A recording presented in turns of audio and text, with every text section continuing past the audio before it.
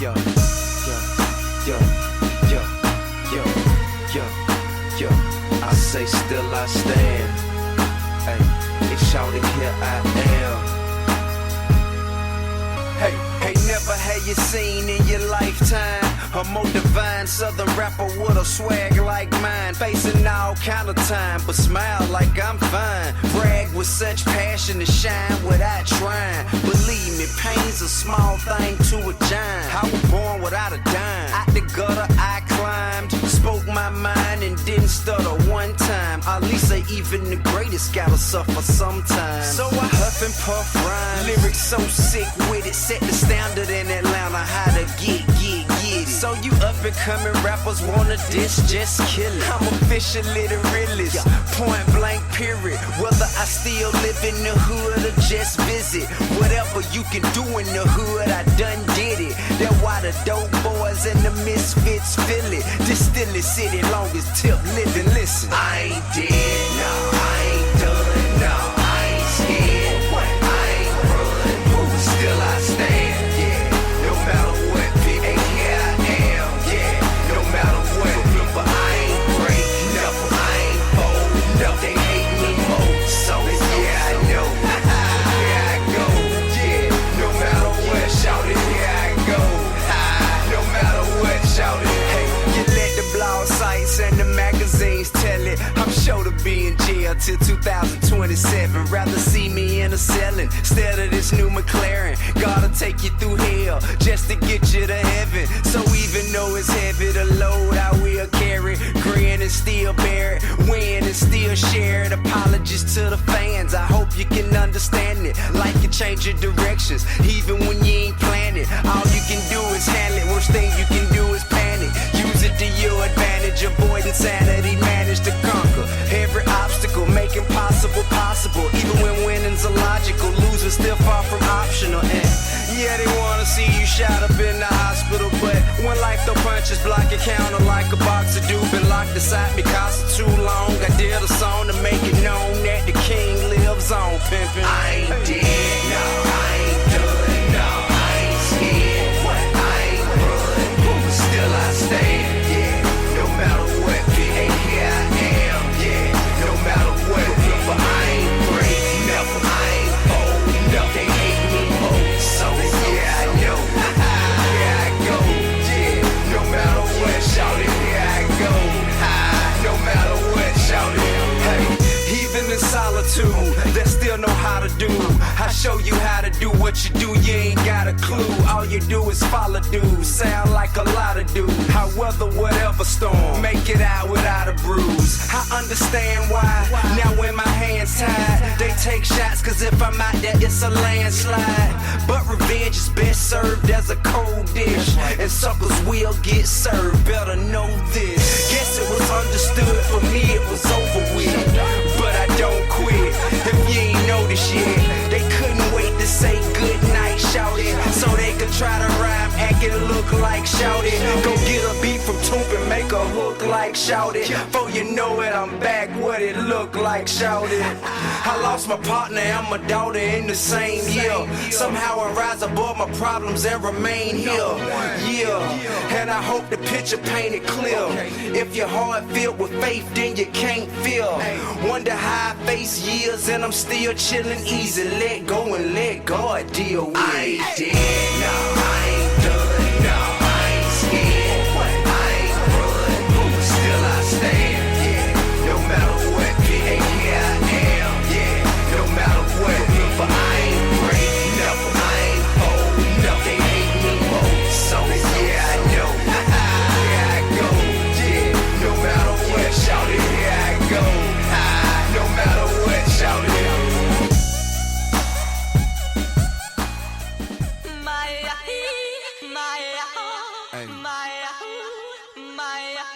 It's a special what's happening to all my soldiers over there in Iraq.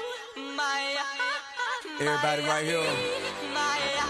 What you need to do is be thankful for the life you got, you know what I'm saying? Stop looking at what you ain't got. Start being thankful for what you do got. Let's get it to him, baby girl. Hey. That's right. Okay. Let me see. We're gonna go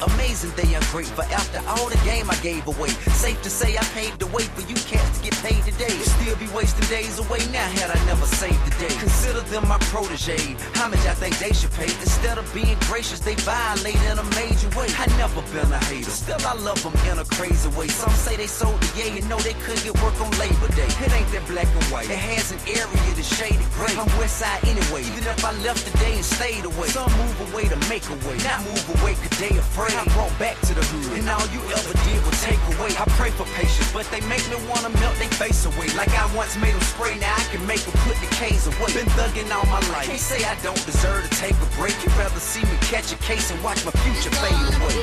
That's right.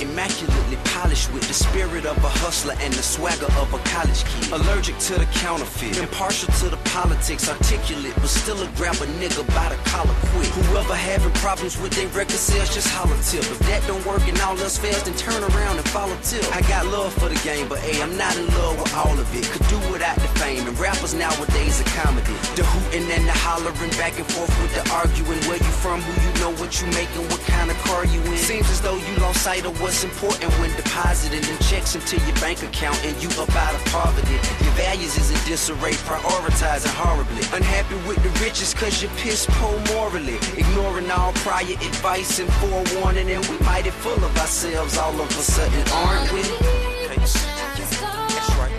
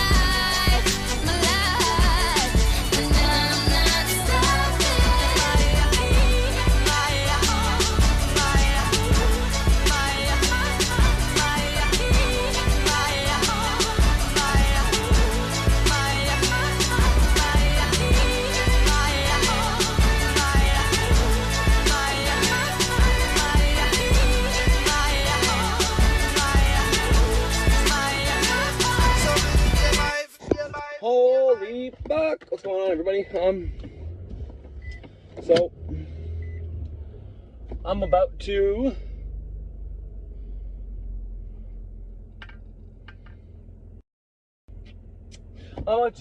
play an older podcast that I did in September of last year. So a year ago from today. So I was about to say, like, not that long ago, but you know, it's October now. From October to September is a year, right? Like September 20th to September 19th of the following year is a year. So, a year ago from now, or from a year ago from, yeah, well, anyways, what the fuck, what does it matter? And in this episode, I talked about something bad about to happen. Now, I'm not playing this to say I predicted COVID or anything like that, so don't think that's what I'm trying to do here. I said multiple times before this in the summer, a bunch of times, that I knew something bad was coming and I just didn't know what, but I felt like something big was in the air, which at the moment I have the same feeling. Again, it seems like every fall feels like there's something big in the air. And you know, some people might say, well, it's just Scorpio, going into Scorpio, this, that, and the other thing. And maybe they're right, maybe that's what it is, I don't know. But what I do know, sorry, I want to make sure you're hearing me.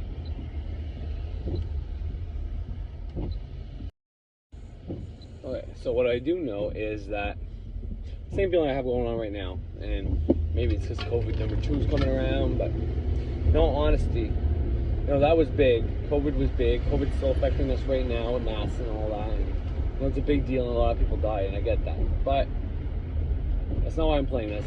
Or are you playing this? It just proved that I said something big was going to happen.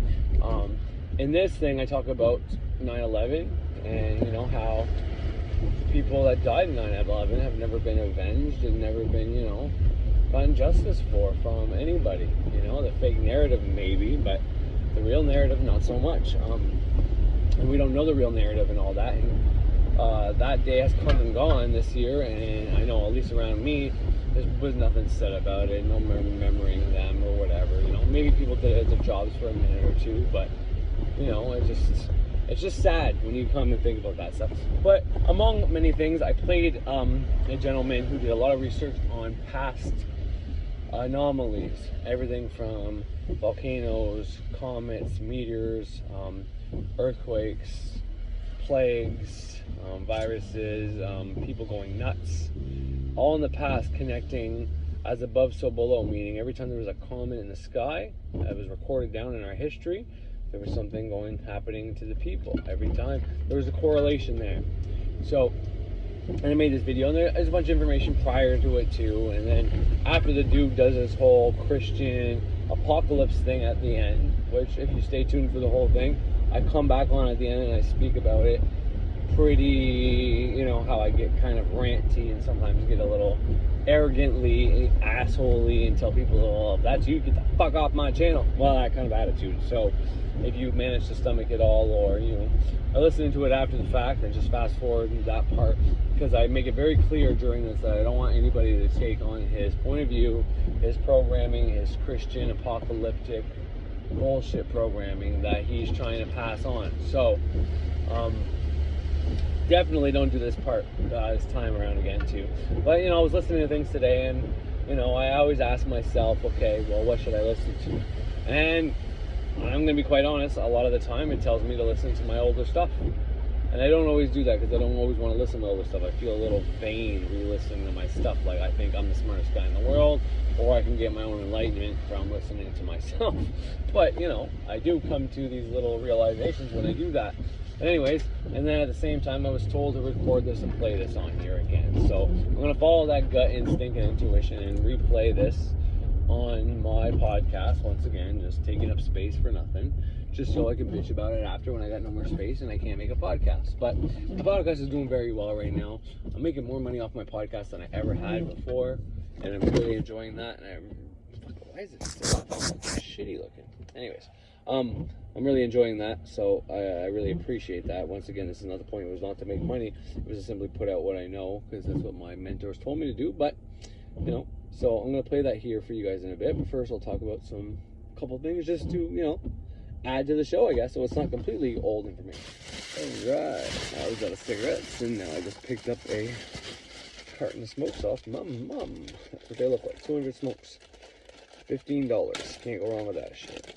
And once again, people are like, what the fuck? You manifested money and he's not even buying good smokes? What the hell? Well, my kids come first. What can I say? That's just the way it goes here with the LeBlanc family. They get everything and I get the native smokes. But in all honesty, I gotta quit. So this is as it is. So, to talk about today, So real briefly before I get into the show, I guess. In this episode, I hit on many things, and one is how easy it is to start a conspiracy. Two is obviously is to not. These are like sub things I want people to get, not maybe the main focus, but sub things, because I go into a lot of conspiratorial shit that was happening at the time. This is before COVID. And I like showing that before COVID hit last September, it was just the traditional conspiracy things like chemtrails, like flat earth, like did we go to space. One of the things I play on here is an interview with a guy who ended up getting murdered. He was a scientist, a nuclear physicist, I want to say, but some kind of physicist was his direct title. And he said it was right before the moon landing, or going to the moon. And the guy interviewing him, because he's talking about the moon being a plasma and you can't land on the moon. And then the guy's like, the guy interviewing him is like, well, the Americans are about to go to the moon. He's like, no, that's impossible. It's never going to happen. And it wasn't long after that this guy got killed. So, that got kiboshed. And this is played on there. And then the guy who is the main part of my show, like I said, he's got Christian programming, or programming in general, that, you know, something bad is going to happen, Age of Aquarius and all this. And, you know, one of the things I want to let you listen to is when he starts going through the dates of all the things happening, like, it'll be like 1500 or 1800 or 1600 or whatever the date is, cosmic activity in the sky, and then he'll be like malaria, or people going crazy, or the entire United States is frozen, or whatever the case is. I mean, it's crazy when you know this stuff has happened in the past and what we could be dealing with. And the reason I play this is because I knew something bad was going to happen, and I didn't know what level it was going to happen at. I didn't think it was just going to be a simple virus, but in the sense of plague, we call it a virus, but this could be more like a plague. And I go into a hypothetical scenario of 9/11. So first I say September. In French, the word sep is 7. And 9/11, well, when you take the 9 and you minus the 2 ones, it makes a 7. And that's all Saturn's number. And I said that hypothetically, if there is an elite group out there that wants to follow the Georgia Guidestones and kill people so that we are in perpetual balance with nature, because they think some sky god's going to come and tell us we're fucking up. If they wanted to sacrifice a bunch of people, then how would they do it? And this might be what they did. And the reason why I chose all this information and do it like this was simply just to say that, I don't know how to say this without sounding like a prick, so I'm really trying to choose my words wisely here, because I don't believe that's what happened. I don't believe that's what happened at all. I don't know what happened. But I was trying to make the point that, you know, you can start any conspiracy and say anything is doom and gloom and these sky gods are coming, and then you can turn that into today. They want everybody indoors because there's a plague out there, or they want everybody indoors because these guys are coming, these gods are coming back, and the wicked are going to be killed, because if you read the Bible verses, that's what it's condemning. It's condemning the wicked on the planet. God's going to come back and take all the wicked motherfuckers out there, which most people would think are the elites, but and depending on your point of view, it might not be the elites. The elites who are trying to help the poor people who learn how to use their mind correctly and get what they want, well, they shouldn't have to give everything away just because they're rich and try to make as many poor people wealthy as possible in the process and then lose everything they got. That's not the way this works. The way this works is everybody has the same power, and with that power, you can simply propel yourself to a high level and be able to become that wealthy, become the rich, become the guy up there. And instead of blaming rich people for your shitty life, you can simply take hold of your life. But he was trying to say the Aquarius, some fucking big fucking kind of monster is going to come and kill all the wicked people, or some god is going to come do that. And, well, right now, most of the people that would have been, quote unquote, the wicked people, the bad people, because there's not many kids, you know. I know when I was a kid, and not that long ago, before COVID, anytime someone got pneumonia or was really sick or had something bad, you didn't want to bring anybody old or any babies around them. likewise, when we have really cold days that are like minus 35 and lower, which is actually higher, like minus 36, minus 37, we got minus 38 in the last 2 winters here in Cornwall. That's pretty fucking cold. I mean, probably not for the Yukon, Northwest Territories, or like Alaska, but for us, it's pretty fucking cold. Older people and younger people aren't supposed to go out because they're not prepared. Their bodies aren't been around long enough, or they're too frail. But for some reason with COVID, it's only the elderly that are being killed. And I know this is going to sound bad and insensitive because not every elderly person is a monster. But most of the older people that would have been, you know, the guys who were, you know, who ruled the world, the Illuminatis or whoever, it would have been an older crowd. Well, those are the people that die from COVID, or the older crowds, you know. From 40 to 50, it's a small percentage of people that died. From 30 to 40, it's an even smaller percentage. In fact, it's the same percentage as the 20 to 30 group. Well, the last time I looked at it, that could have changed now. But, and then the lower you get, the more innocent you are, the less likely you have of dying. So this could be one way you can spin it, like this is how the wicked are dying. And if you're not wicked and you do things right, well, then you have nothing to worry about. And you can go back to the Bible for that. So it's kind of the reason why I'm playing it now. One of the reasons, maybe make that kind of conspiratorial, because I don't care anymore. You know, it is what it is. If this is the thing I was feeling last time and that's what's going to happen again, well, COVID number 2 is just going to be fun for me, because it means I have to stay at home and get paid to be with my family, and there's not much people out, and I get to see how stupid a lot of people are that don't do their own research, which is kind of maddening, but, you know, it just is what it is. And, you know, I'm not going to lose any sleep over any of this shit. So, yeah, my podcast is going to be playing this introduction, of course, and then it's going to be playing an older episode. Now, some of my beliefs have changed from that episode. Like I said, we don't all have to ascend to get off this planet. Whoever dies without fear will be able to ascend, and that still may be true, but you still are probably going to be bound here to help people ascend. It would be maybe what may happen. But because now, it wasn't so long ago that I wrote that we all have to evolve together because we are all one. So if we are all one, if you believe that program and that we're all one, then all of us, whoever is incarnated at one time, have to ascend at the same time, which seems kind of hard to do and unlikely if you're a kid. You know, you're not privy to this knowledge, but a kid is programmed by their parents, so their parents believe in it and the kids will follow. So it's not that much of a stretch, but point is, there's some little changes in my belief system from then till now. So if you think like, well, I didn't think this guy believes in this, it may not be the case. I might have different beliefs now. I'm just playing this is a year ago. So another thing you'll be able to see is the change, the transformation from what I used to believe and what I don't.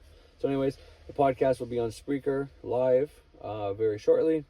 If you're seeing this video on YouTube, because it's going to be the introduction as well. But if you're seeing this video on YouTube, this is going to be live on Spreaker shortly.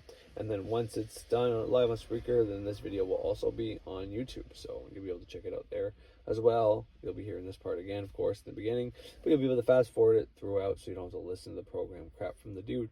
But anyways, yeah, hope you enjoy it. And as always, well, first of all, thank you. I'm grateful for everybody tuning in. I hope you listened to yesterday's episode. I'm putting this out here just to have an episode out here, but this way I can work on my love spell number 2 things. I don't know. Like I said, I might not even put that love spell episode out. I don't need to do love spells, so I have a hard time teaching something that I don't do.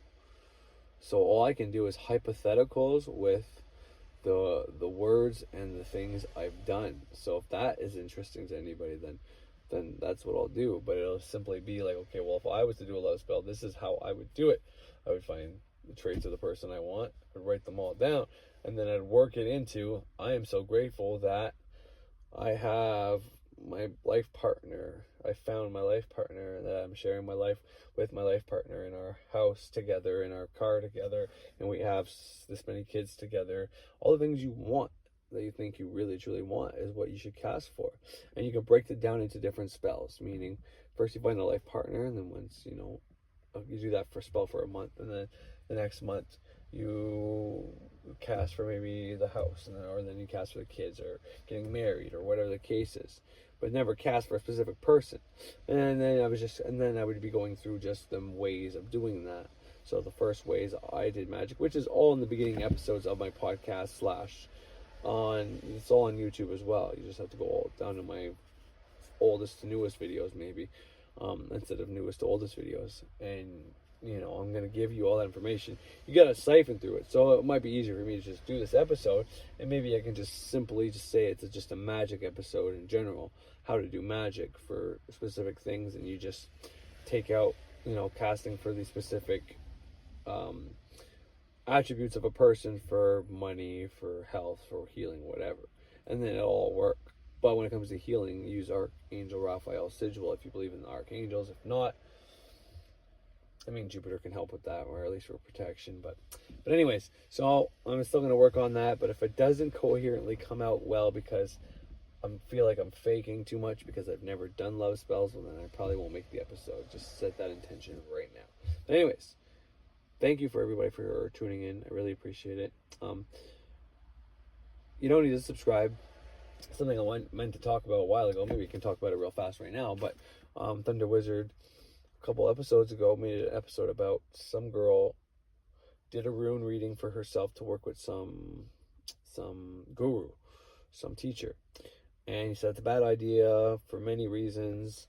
And a lot of that information was bang on, I think, valid, and some things I never even thought about. But then he said something else, which is something I always tend to have a little bit of a problem with, is when he says, when there's people out there teaching and they're doing it for free and they don't expect any exchange of energy in return, and that you should watch out for that. They have an agenda, blah, blah, blah, blah. And he uses a psychiatrist as a great metaphor, by the way. Great metaphor, how a psychiatrist can't have a personal relationship with his clients because, and he even says something about whenever someone gets mad at him and no longer looks at him as a friend or a teacher or somebody that they wanted to impress, then they can actually get down to work, which is absolutely great information, something I never even thought of either, and I think it's bang on.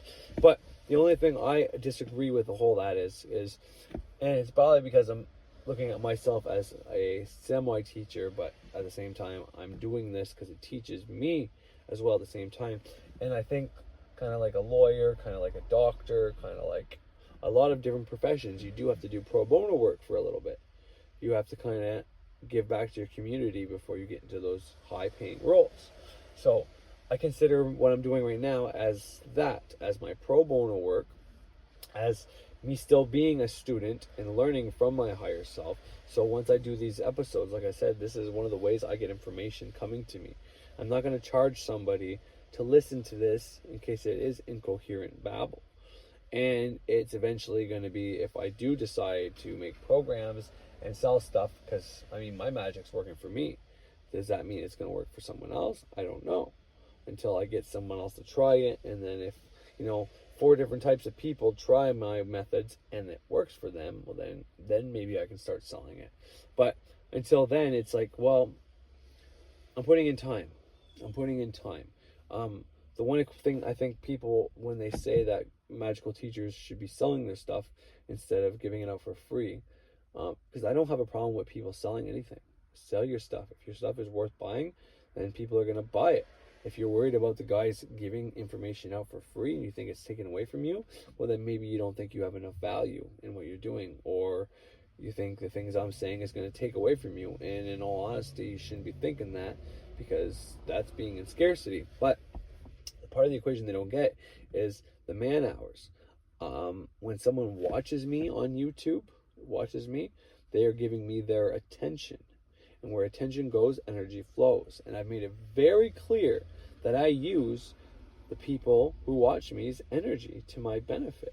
I don't always get it in money, but I can use their energy and change it into things. Sometimes I've said things in the past that were half-truths that became complete truths just because of the minds involved watching it.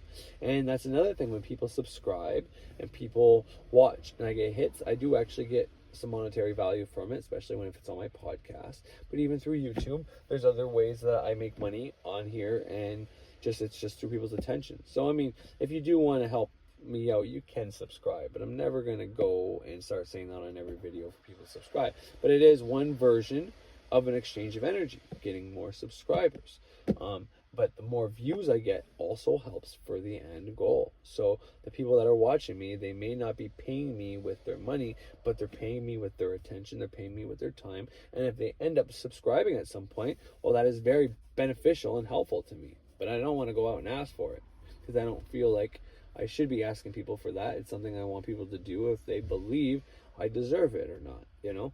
So, and that's, and I'm not trying to come down on Thunder Wizard or anything like that. I think that's maybe just a couple areas he hasn't thought about when it comes to people giving out free information on YouTube. It's not necessarily always about, well, what we're talking about we should be getting paid for, and if we're not getting paid for it, then we're going to get some karmic backlash or fucked up by the universe, or it's because we got some agenda. It's simply because we want people's attention. But the reason I want someone's attention is not just so I can use it magically like some evil person, because the attention they give me is of their own free will. They choose to watch me because they like what I'm saying. But I get that attention anyways. They watch my stuff. And then the video I'm recording now, for example, eventually someone's going to watch it later. But I'm taping it right now in real time. Do I notice when they watch it? Well, there's probably a way I could, but for the most part, no, I don't know when people watch it. I go on in my YouTube studio, or the next time I turn on YouTube and I see that I got 4 views or 8 views, or if it's something like one of my videos, it wasn't even one of mine, it was something I taped off of, I think, Ralph's Mart video. That Greek doctor got like 230 views in the first fucking day. I never get that kind of views, you know what I mean? But if I ever have, that to me is a type of payment. I use that energy. I know how to manipulate that energy. And if someone was to say, well, that's just bullshit, he's just saying that, well, it's like, well, then you don't understand magic, or at least not the magic I do, because I know how to harness that energy.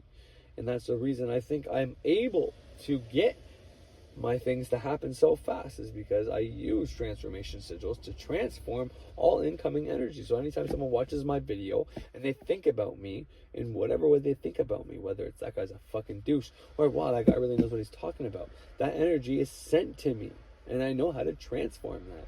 And that's one reason people should take up doing this. It'll take time to build up a following, depending on how charismatic you are and how much you know what you're talking about and how well you speak. Because, I mean, I don't speak that well, and it's only now that I'm getting a bit better, but I still talk too fast, I still mumble, and I still do all the same bullshit I did in the past, but it's getting better. But the point is, there's another energy source people aren't thinking about when they simply say, well, you should be charging for your information. And there's that battle, like, do you charge or do you not charge? Is a guy really spiritual if he does or doesn't charge? For me, a lot of it has to do with me not thinking, probably I don't feel worthy enough, or maybe it's not.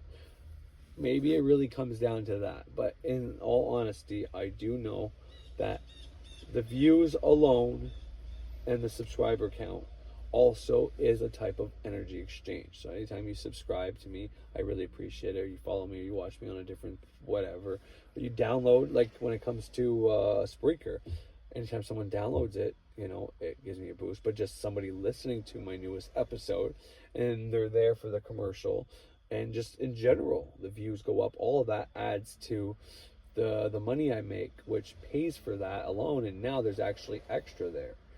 So now I'm not only am I paying for my package, but I'm also getting extra on top of it. And that's because of just people tuning in. They don't have to pay for those episodes. It's free. But through the way Spreaker works, I'm able to get monetization right away. And I make money off that channel. So that's one of the best ways for me to get monetary value. But this is not why I'm doing that, or at least not yet. And I like having the free YouTube channel where the Spreaker stuff goes as well, just because, whatever. And if you ever do want to listen to me on Spreaker, you don't have to have an account or anything like that. You go to Spreaker.com, and then at the top, instead of hitting the login and all that, you just type in Ceremonial Witchcraft, it'll pop up. Now, I think on there, it's my oldest to newest episodes, unfortunately, so you gotta keep hitting the fucking more. I should really change that. But eventually you'll get down to my live episode or my latest episodes, and you can listen to it right on there. It's streaming, so make sure you have a Wi-Fi connection, you're not using your data. But you know, that's one way you can listen to me whenever the podcasts come out.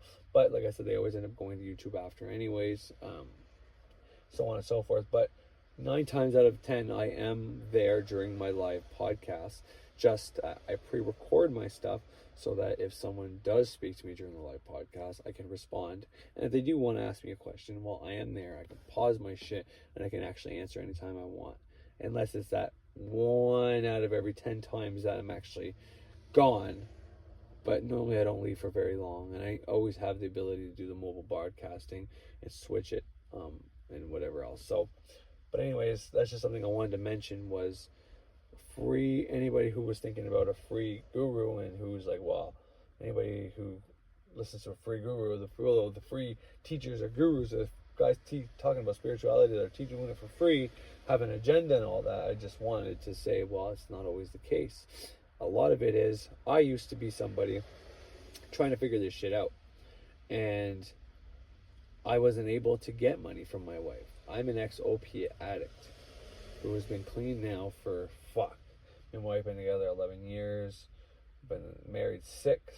It's about 7 fucking years I've been clean from opiates, and I still allow her to have my half of the financial money, spending, whatever. So me and her, we have joint accounts and we have separate accounts and all that. Well, I give her my card freely, and my ability, just in case we ever get into a fight, something bad ever happens, I don't have the option to just go take the money and go out. And the thought of her finding out I did something behind her back is enough to stop me from doing it. So, but you put that in the scope of when I started spirituality about almost 5 years ago now, I couldn't get away with, like, say right now, if I wanted to go get a fucking reading from Thunder Wizard, which I do, I want to get my chart done by Thunder Wizard, but I can't ask my wife for the $100 or $280, whatever it is, I forget what it is, but the $280 or $380 it is. Canadian, because American's a bit cheaper, but Canadian money, so there's an exchange difference there, but the $200 or $380 it is for his fucking reading. I can't ask my wife for that money. She's going to think I'm either doing dope or I'm fucking whacked out, even now that she knows I'm deep in spirituality. She'd be like, as if you'd even ask me for that. That's too much. I can get away with $20 to $30 a month. No problem. That's what I used to have to do for my podcast. But it started making its own money, and now I don't have to do that anymore. But anyways, the point is, I do that for those people that are stuck like me, who don't have the option of being able to pay for stuff, that still want some kind of knowledge and need some kind of guidance. I refer them to Birch, I refer them to Freighter. I talk about other gurus like Ralph and Thunder Wizard so that they can go there, and Greg Braden and everybody else I've ever talked about. I give them all those different people that they can go look up so they can find out the stuff that I know, and then after all that they can come back and look at my stuff if they still need further guidance. Because like that one time, that guy on Ralph Smart's channel, when I left a comment, he said, wow, you seem like you know what you're talking about. This is paraphrasing, but he's like, thank you for your knowledge, you seem to know what you're talking about. I've been very perplexed by manifestation and trying to do it, blah, blah, blah. Can you guide me, or whatever the case was. So then I referred him to Freighter, Birch, told him to keep watching Ralph Smart stuff, and then if after that he still doesn't know, to start the book Kabbalah Great Work Self-Transformation to go along with Freighter's info, and then to look at my videos. I put it in that order, and I did that on purpose. But anyways, my daughters are here now, so I'm gonna let this be, and yeah, thank you everybody. Feeling to subscribe. If not, don't worry about it. Keep giving me your reviews. I appreciate it. I love everybody out there who checks me out, and I hope you have a great fucking day.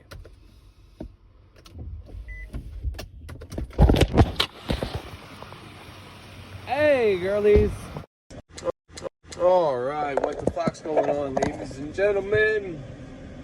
My name is Corey LeBlanc. I will be the motherfucker talking for the next, I don't know, 20 minutes, hour, whatever it comes to. Whenever I decide is relevant. Kind of the glorious thing about having a channel. So, and that's the thing, you get to say whatever the fuck you want when you have a channel. And people can come and like it. People can come and not like it. People can like your comments. People can not like your comments. People can do whatever the fuck they want. And having your own channel, you can decide whether to talk about it, to not talk about it, to block them, to not block them. But as a magician, you have the choice of taking all that energy and turning it into whatever the fuck you want. So let people hate, let people love, let people freak the fuck out. Fuck it, don't matter. You take that energy You turn it into whatever the fuck you want. Now, it's all up to you, but in my opinion, you shouldn't turn it into anything destructive or try to harm anyone with it. However, I do believe we are in charge of dishing out karma to a certain extent. Sometimes we have to be the agents for that, and I made various videos stating that fact. So if you want to know about that, look it up. And it also explains how to transform the energy before it returns to you, because everything you send out comes back to you. But as a magician, when you're depolarized and you realize energy is just energy, it could be love or hate. It don't matter. You can transform it before it hits you. So maybe you don't want love energy. You transform it neutral energy. Well, neutrality is not really energy, but you know what I mean. But anyways, so I had a little bit of an influx on some of my videos, which is pretty cool. After doing all those comments, well, 2 or 3 comments on that Ralph Lawrence video 2 days ago, it was pretty awesome. Pretty awesome, I gotta say. It's always very humbling for someone to ask for help. I don't think I'm in the role of teacher yet, or even close. I think I need to finish my curriculum before I can start teaching. But once again, I am out here stating that magic is a way to transform your life, and it works. And everyone should be starting it as soon as possible. I don't care what system you want to start, but don't waste any more time just looking at shit, clicking through shit, watching more shit that is not going to serve you. And if you want to keep doing that, then that's fine. But start some kind of magical practice that is going to help you take your mind back and start manifesting what you want. And then, if you still want to watch that crap, then go back and forth and watch it. But you got to do it without any emotion inside you, so that it doesn't harm you. My daughter just woke up. That's awesome. Just wasn't starting to fucking record. Son of a bitch. Alright. So I might not be able to be on here very long, but we'll see what's what. Sorry everybody, I was listening to Birch and Mara to talk about a whole bunch of stuff. Hexfest was all online, which was pretty shitty. But better than nothing. I mean, most people get their magical info, on the internet now anyways, so what's the difference about doing Hexfest on there? And it saves you travel, plane ticket shit. I don't know. I'm not a big fan of the whole Zoom, Skype fucking thing. But in all honesty, the whole world before this happened, everybody's been on the internet, Skyping and doing this shit too, just not at this level, this frequency, this intensely. We did have the option of meeting up and talking to each other, but now we don't have that. If we all wanted to gather in one place and do some kind of kick-ass fucking spell or ritual, we couldn't. We'd all have to do it from our homes. Sorry about that. But shit happens. Sometimes you just gotta step away from it all and come back into it. I talked a bit about last time, just coming back on here and speaking and trying to get away from the putting videos on and plugging and all of that. And I might actually go back to the 45-minute episodes rather than the 3-hour episodes, because I found with the 3-hour episodes, I don't just come on here and talk. When I had the 45 minutes, I struggled to have not enough time to speak, and I put out more videos with less plugs and stuff, whereas now I'm putting out entire videos where I don't even speak. I'm just revisiting all this information, which is good, especially for me, because I'm getting more insights, and I'm writing a whole lot in my journal and shit like that. And like I got personal journals for magic. I got personal journals for me. I got journals for my sleep. I got episodes, one for the Magic on a Budget show. I never really actually did the point of what the show was to do, so that's something I got to revisit. Literally just going step by step on how to do magic without actually having to buy anything. And how I do it, let's say if I have no candles or whatever, and my wife's working overtime and she's got the fucking bank cards and all that, I got nothing, but I need to do something, I whip out some fucking one of those paper bags, basically, that you would see alcohol in, I wouldn't use an LCBO bag per se, but, like the old style lunch bags that are brown paper bags, something like that I would grab, because it's got more of that old timey look or feel to it. And if you can grab parchment, And I'm not talking about the parchment you cook with, although, I mean, there's nothing to say you can't use that as long as you can find something to write on, because technically they got wax on them too. And wax is a pretty special substance. But point is, I'd whip that out and I'd probably do a fucking sigil. And then, if, most people have a phone these days, and do my affirmations on there, or even do, a fucking spell / fucking hypnosis script to play over my head, which is just going to be in the form of basically affirmations over and over again. I might even put a ritual on the phone, and this way I can focus solely on the visualizations as I'm actually performing the ritual on the recorder. And all I mean by that is, especially if you're first starting, you might have trouble visualizing, doing even just lesser banishing, for example. You might have trouble visualizing, yourself getting bigger than the earth. And, at the same time, you have to remember all this script, if you're going to your garage or your secret room or wherever your temple or wherever you're doing your ritual is, you know what I mean? People around, it might be difficult. If you got headphones, especially headphones that block out sound, put those bad boys on. Now, this is why I like using a recorder. If you're going to use your phone, put it on airplane mode. And if you can, keep your phone locked so the screen's not on. And if you're listening to it, that would be preferable, because, if you're in your sacred circle with candles around and all that, you don't want stuff to fuck around with you for, whether you want to think it's spirits or just energy or whatever. But they don't like certain lights and things like that. And to me, I never even brought my phone into my ritual space, whether it was in the garage. In the garage, I used to bring my phone, but I wouldn't have it near me or in the circle. Actually, sometimes I would leave it outside, depending if it was winter or not. Last thing I need to do is drop another phone in the snow and then bring it in, and then when the snow melts, there's still water inside of it, and then fucks up my phone. A couple of days later, when I put it on the charger, it's kind of crazy. The phone would retain the water the entire time, but as soon as I put the electricity in it, and the electricity went through the circuit, and that water was on that circuit, it would fry it. So it'd be like, oh fuck, my phone's fine. And then a couple of days later, like boom, and oddly enough, it'd be like that Mercury retrograde would hit, and you could pipe it right up to coincidence that. Well, it wasn't Mercury retrograde. I dropped my fucking phone in the snow, and then I put it on the charger 2 days later, and there must have still been water in there. But it is what it is. I don't really give a shit. It's a learning lesson either way. But anyways, back to the point. You go in your ritual space with your headphones on and your phone or your recording device in your pocket. I was always really good at memorizing, so I didn't have to unless I had really elaborate things I was trying, or the beginning of a new grade where I had to know new stuff. Then I would have a special book, none of the above mentioned books. Its own book that's consecrated to be in a ritual setting. I would write in, and only with one certain pencil, lead, Saturn's metal, you know what I mean? Lead is something that protects you from radiation, but there's also lead poisoning. That right there is a big hint on Saturn and the polarity of Saturn, how Saturn can protect you or Saturn can kill you.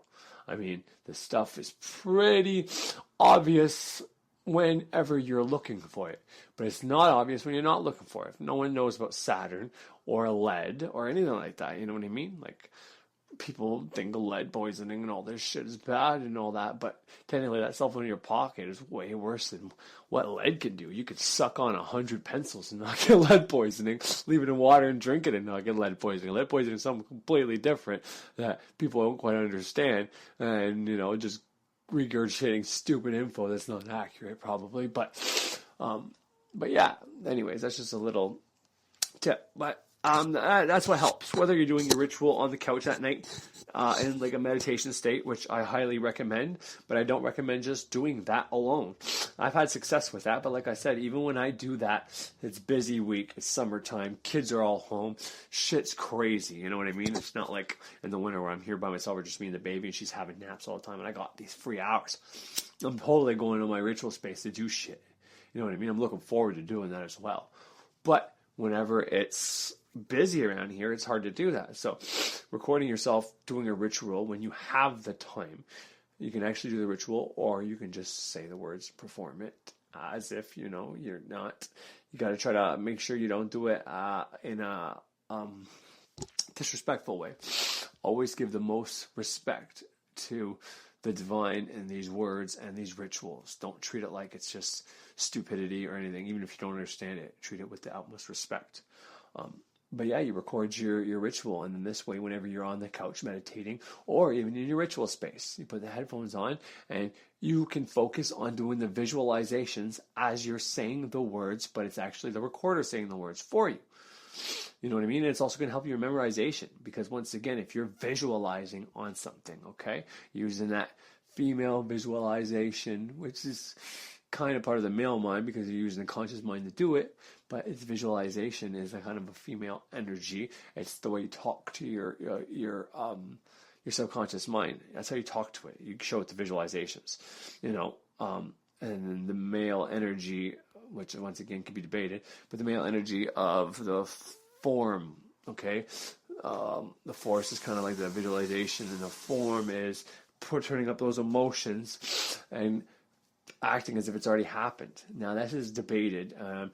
You don't, to me, like I've went through this before, if you have certain emotions, or you can watch a TV show or listen to a song that tears you up, all right? Now, I wouldn't do it to that song, but once you have that emotion and you're in that state of whatever love or whatever feeling you have, okay, then you have that that electricity going through your body, whether it's the magnetic electricity or the other electricity.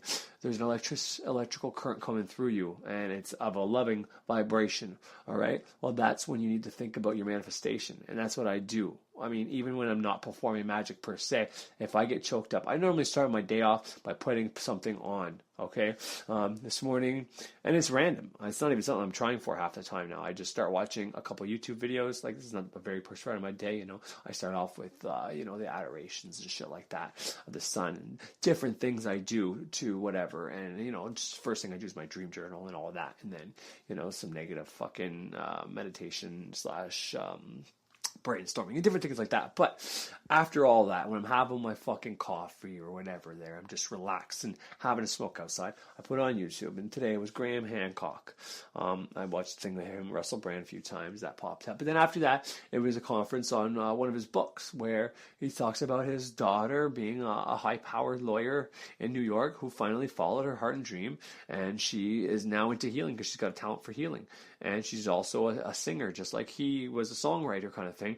And she sang a song. And, I mean, as he was saying that, I felt the fucking emotions coming along. And then when she started singing, I was getting tears in my eyes. I know that sounds fucking stupid, and people are going to be like, oh, what a bitch. But I don't care what you fucking think. I really don't. If you think that, then you're not going to be very good at magic. You know what I mean? I'm in touch with that side of myself because this is important. It's super important. And so I stopped the fucking thing, and I think about manifestation. You know what I mean? I visualize it. I already got the feelings going from there. And from there, when I think of my visualizations, then it just automatically turns into me being happy about what happened. Because I've been training myself to do this. But anyways, back to the point. If you, this is not even what I'm supposed to be talking about. I'm supposed to be talking about something completely different, not even really magical, to be honest. But, and I don't want people to get the wrong impression. But anyways, I'll get to that, back to that in a second. But, so recording on a device and then turning your visualizations, because if you don't have candles, if you don't have incense, if you don't have an altar, if you don't have any of this shit, okay, it doesn't matter. I mean, I would say get it, and eventually, but you can still, anything you can conceive in your head. That's Mercury, baby. You're using the male and the female energy there because he's got both. He's neutral. Or I say he, but, it's Mercury. Mercury is both. But your mind, is Mercury. I looked up the chakras and the planets the other day, and there's so many different opinions on there, on which planets go where. Saturn's generally at the bottom of the tree of life is the top. And truly, if you invert the tree of life, you can kind of see the pattern, because the root chakra Saturn, and whatever, when you invert the tree of life, the Kabbalistic tree of life, it's the way people present the chakras in the planets. It's kind of interesting. And as above, so below. A tree above the ground kind of looks like a tree under the ground. The roots kind of look like the top part, does it not? But anyways, fuck, I forgot where I was going with that. Oh yeah, Mercury, your mind. You can in your mind have fucking candles dedicated to every fucking god there is. every god you can conceive of, you gotta have incense. If you can't afford to have frankincense or myrrh, or don't know where to find it, or you don't even have it in a cold store, doesn't matter. You can visualize that shit. No, if you believe in sacrifice, you can visualize yourself sacrificing something.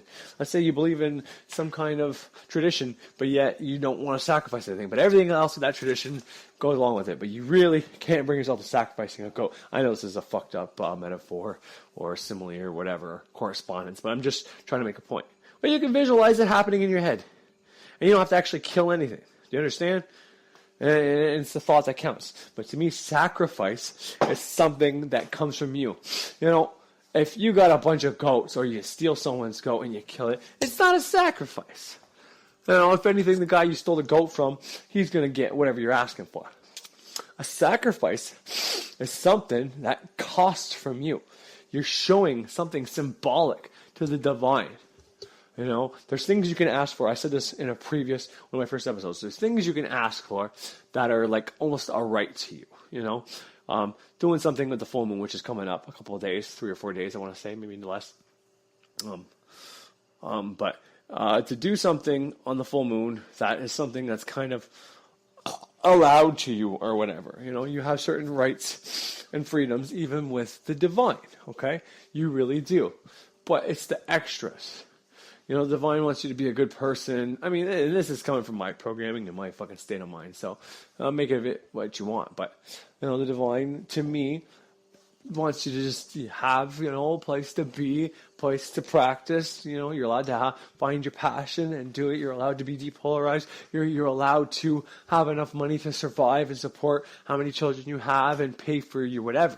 But whenever you get into the realms of above that, like, do I need 2 cars? No, I absolutely do not.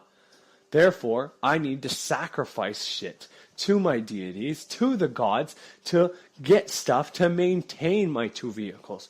Do I need as many bedrooms in my house? Well, I kind of do because of my kids, but it could be day-to-day because I could get bunk beds for the girls, I could get bunk beds for the boys, and I could have a 3-bedroom instead of my fucking... Well, it's kind of like a 5-bedroom, you know what I mean? I got a finished basement with 2 rooms plus a laundry room plus the main part where the kids can play, and there's like an extra living room, and then I got 3 rooms upstairs. You know what I mean? So technically, I can put bunk beds in both the upstairs, and I can rent out the basement to pay for this party instead of asking the divine and having everybody have their own room. You know what I mean? But that is what it is. So I have to sacrifice something personal to me, something that means something to me. You know, I buy these candles and I give it to the divine because they signify the elements and stuff like that, right? With fire, you got fire and you got the earth element mainly there, right? Wax, you know, it's kind of, it's not a representation of earth, but the wick, the wax is all made from matter, made from the material realm. This is how I look at it in my head. You can say whatever you want, I don't give a fuck. But you put stones around there, you know, your crystals, your rocks, your sacred gems, or whatever. Those are the 2 opposites, right? And the same thing if you're doing water magic, you know, air and water go together. So you got the incense, which represents your air, and you got the fire there that represents your air and water go together. So you got the incense, which represents your air, and you got the fire there that represents your fire, your earth and your water, and your air's the air and the water, right? Because they're both kind of connected. And that's the thing, right? If you take a piece of paper, yeah, you can light that bitch on fire. That's fire and air. But if you add water to that piece of paper, that's earth, right? You add water, and then you add the fire to that, well, then it's going to turn into air. It's just going to be smoke. Now, isn't that absolutely amazing? You're doing the opposite. You're going from earth to water to fire, and it becomes air. How crazy is that? With just a piece of paper. And right there is some alchemical shit that could blow your fucking mind if you truly meditate on that. Because it's actually pretty profound. You're taking a piece of paper that comes from a tree. You know? I mean, that's what, if you take a leaf off the tree, why doesn't it burn? Why does it only smoke and has trouble staying smoke? Because there's life still in it, because there's water in it. So you have this piece of earth that's got water in it. 2 negatives. And you're adding a positive to it, but you only have the 1 positive. And it becomes air anyways. But point is, I was going to try to make a math problem out of that, but it didn't really work out. But the point is, it's the same process. You know, that's why you gotta wait. You got a dry piece of wood. You gotta get all the water out of it. And then you only have earth, and you can light earth on fire. And likewise, you can put fire out with earth. Sometimes better than water does. Smothering it sometimes works a hell of a lot better. And that's why our fire extinguishers, they come out liquidy, but it's a base. It's actually, if you look at the molecules, if you look at the chemical fucking molecules, the fucking elements that are in there, it's really a base. It's really a solution that is liquid kind of in nature, but it's mainly like a base. It's mainly like an earth substance. But yeah, so that's just some shit for you. But, you know, that's kind of the process, and that's these things are all on your altar, right? So buying these things, I like the incense, and I dedicate it to my deities, and I light the candle and my deities, and these things are bought with the money I earn from whatever, and normally it comes from the divine, so I put that money back in, and I give it back to the divine. But in reality, if I'm going to do something, it's going to be out of my way. I'm going to do some research, and that's taking time from me to the divine, right? I'm taking my precious time just to look up what they want. That's showing some fucking dedication and some respect right there. I'm taking my precious time because, you know, these beings kind of live forever in the minds of men, and if they're ethereal, well, you know, they can be in all places at once. You know, a good representation of this is the planets. And I don't mean astronomically the planets, like the moon and the sky and all that, which, though I can make the argument for the same thing, but I'm talking about the planets in your birth chart. My birth chart, my Saturn is going to come around, right, whenever I hit the midlife crisis, but that happened for my dad about 10 years ago, but it didn't happen for me yet. Point is, everybody's Saturn in their charts coming around different times, and technically, every minute of every day, someone's Saturn is probably just reaching that point, meaning Saturn is hitting everybody at different times, kind of at the same time. He's everywhere all at once, yet he's up in the sky, but yet he's inside us, our bottom chakra, all at the same time. There's the point of these planets being deities. This is why I use planetary magic more than anything at all, and that's why I know the most about this stuff, and I'm not even going to claim to know even a tip of the iceberg. But point is, he could be everywhere all at once. So can Venus, so can the moon. These things are amazingly powerful. Everybody who looks up to the moon at night and thinks it's a beautiful thing and wonders what the fuck it is, you know, is adding power to even the deity that represents the moon, because there's correlations there. That's why people try to put fear into the moon, saying it's this or that or demonic, and people try to say sun worship's bad. So they rather take a fucking book created by man with a false fucking god in it, not saying that God isn't a representation of one of the real gods, or it hasn't been attached to it, which is why I don't really want to talk bad about it in case it is one of the things I'm worshiping, and I don't want to put a bad connotation on something I'm worshiping, you know, through some language fucking bullshit that I don't know because it's been done behind my back deliberately. But so I'm not going to talk bad about that God in either one of those books, because it's two separate books. The Bible is one book, but there's two different fucking things in there, and many within those two polarities. But point is, they give us a book with a false God, or a picture of a god, or what they deem to be God, and tell us to worship this, and tell you that worshiping the bright orb in the sky that gives life through photosynthesis to the plants, you know, vitamin E in our skin, among so many other fucking benefits I can name, and the moon, which governs the tides, and oh man, the moon is so beautiful with the water, how it affects things, and it's just, it's amazing. Oh no, don't fucking worship those fucking things that you can see that affect nature. Don't worship nature that's always reincarnating, yet you motherfuckers gotta die. Maybe if we worship nature, we would have a better understanding of how to reincarnate versus dying just fucking the way our life has become and what we're told. So to me, it's just idiotic to take this book and believe in it when it's just people telling you to believe in some other person's bullshit narrative, you know, or many people's bullshit narrative. And then we even know that kings and queens and people have fucking corrupted it and put shit in there. And yet it's still used in courts today. None of this shit makes sense. Absolutely bullshit. But yet what we can see clear as day out there, what happens in nature. You know, the pine tree never fucking dies. The pine tree never dies. What's up? What's up? Just absolute bullshit is what it is. It's fundamental, absolute bullshit. But yeah, sorry, I had to go give my daughters outside some shit. Some bubbas and some juice and some wipes for their shoes. But yeah, to me, it's just stupidity to not believe in the trees and nature and the insects and all this. I mean, there's places around the world where people are learning from beavers and shit like that. Heard that in the Graham Hancock thing this morning with Russell Brand. They met at a thing in Utah where they're actually learning how water energy, water production, dams, stuff like that, they're learning from the beavers, which is beautiful to think of. I mean, there's a reason we have it on our 5-cent coin, a beaver, here in Canada. But yeah, so to just fucking blindly take other people's opinions and what to learn is just stupidity. And yet, I'm not telling anybody who does this is stupid. I'm calling the people that indoctrinated us and started this thing. And technically, those people aren't even alive today. Okay, the people that started this process did a long time ago. Technically, there may be people privy to this information that are alive today, but they still wouldn't know the whole fucking story. They would know that they have to keep the fiction going, and they would know a little bit about the truth more than anybody. But technically, whoever did this to us is dead and long gone, and there's probably nobody out there who truly remembers the real truth. Now, I know this is going to be controversial, but everybody in the truth community today, everybody trying to find truth, okay? The only people I like in truth communities are the people that understand that the fact that we've been lied to is the only truth we can claim.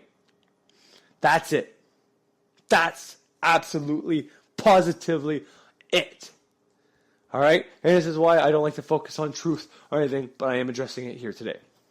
I'm going to give you a little bit of something after from somebody. It's not very long. I'm not going to take up 3 hours of your time, which is videos I think you guys should listen to. Although, everything I put on here, I do believe you guys should listen to and go check out. I'm going to try to put on the old links for all the old videos I've done, but everything recent, I've been adding the links to the description. Some shit's been deleted from YouTube. Even on my own personal website, there's things that got deleted for whatever content and bullshit and blah, blah, blah, blah. I don't give a fuck. I'm going to keep doing it. I'm not fucking scared of anything.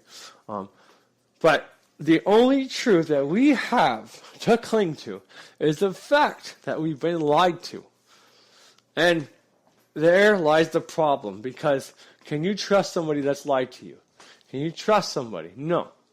That's why when kids find out about Santa Claus being fake, they get pissed off and they have trouble trusting their parents ever again.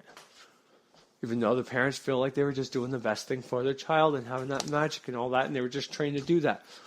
If your wife lies to you or cheats on you, or you cannot trust her again, neither can you do with your husband.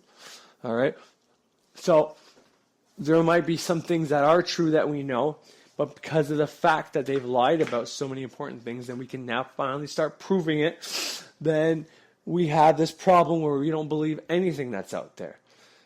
And once again, there are people probably privy to some truths or have some of the explanations for some of the reasons, for some of the fictions, for some of the bullshit we have today in high spots. But technically, this shit's been handed down from generation to generation. And unless the generation previously told them everything, absolutely everything, then we don't have the full truth. And I'm guaranteeing you right now, there's somebody down the line who, whenever it was time to pass something on to their son or their daughter in one of these elite families, they changed, altered, exaggerated, or didn't give them the whole truth out of sheer fucking... You know, they're probably dying on their deathbed realizing that they were some fucking evil fuck their whole life and didn't want to tell their kid the full reason why and change the reason why. And that person probably changed it for their kids and all that. So even the fiction, the explanation for the fictions from the elites wouldn't even be the complete truth. Even if we get an explanation, it isn't going to be the goddamn truth. Even if we get disclosure, it ain't going to be the fucking truth. It's never going to be the truth. Even if it's what they've fucking been told, it can't be true. It won't be true. And it's not even going to fucking matter. It's hard to live your life when you don't know where you come from. It's hard to do shit when you don't know your true history. And it's hard to do anything when you know you've been lied to. But instead of focusing on the fucking details and trying to prove that our point is right and trying to prove that we're smart and we deduced this and deducted this and figured this shit out and trying to push that belief on other people, we should just be focused on the fact that we were fucking lied to. That's the only thing that matters. That's the only truth that we need to unite the whole fucking world to keep happening. No, I'm not judging anybody. Trust me. I'm not even judging the people I'm saying that are continuing this fiction and continuing to lie to us. And I'm not even judging the people that have done it to it in the first place. I understand all this came from either some fucked up shit when they were a kid that fucked them up, some fucked up programming that they were told to do, or some, trying to be like daddy shit or be like mommy shit or whatever. Or it's all needed for the human process. I don't know, and I don't give a fuck. It doesn't matter to me. This is why I can kind of watch this shit objectively, but it won't really do me any good to watch it either. And I understand that. But the people that are lying to us now are just the people continuing it as like some kind of family legacy and for some probably arguably greater good shit or to see if the evil battle can win, but none of it fucking matters. And we can blame them all they want, but we allow it to keep going. Because I've given proof of people that have got out of the system. I've given proof that magic, you can use that to stay in the system and thrive. So if you're going to just sit there and watch this shit and complain, well, you're being the problem. You're being the absolute fucking problem. And I don't want to be a dick, but you should get off my channel. This is not for you. I want people on here that do want to change. And if you don't want to go the route of changing, by, of course, there's always the option of, one of the parents who, is supposed to pass a legacy on, getting killed before their time being able to pass the legacy on. And the child would have to go through this parent's books, knowledge, whatever they had lying around to figure it out for themselves. And may not have gotten the full idea or, had to ask friends and maybe that person didn't want to pass it on. You know what I mean? There's so many options out there. So we can play the blame game, and there's people certainly helping and continuing this fiction, especially if they know it's fiction, certainly isn't a good thing, and I'm not trying to give them an out or anything like that. I'm just trying to show you or teach you a new way. I was trying to subtly do it to get into your mind, but I'll just straight out tell you, just to not judge these people because they may not even know.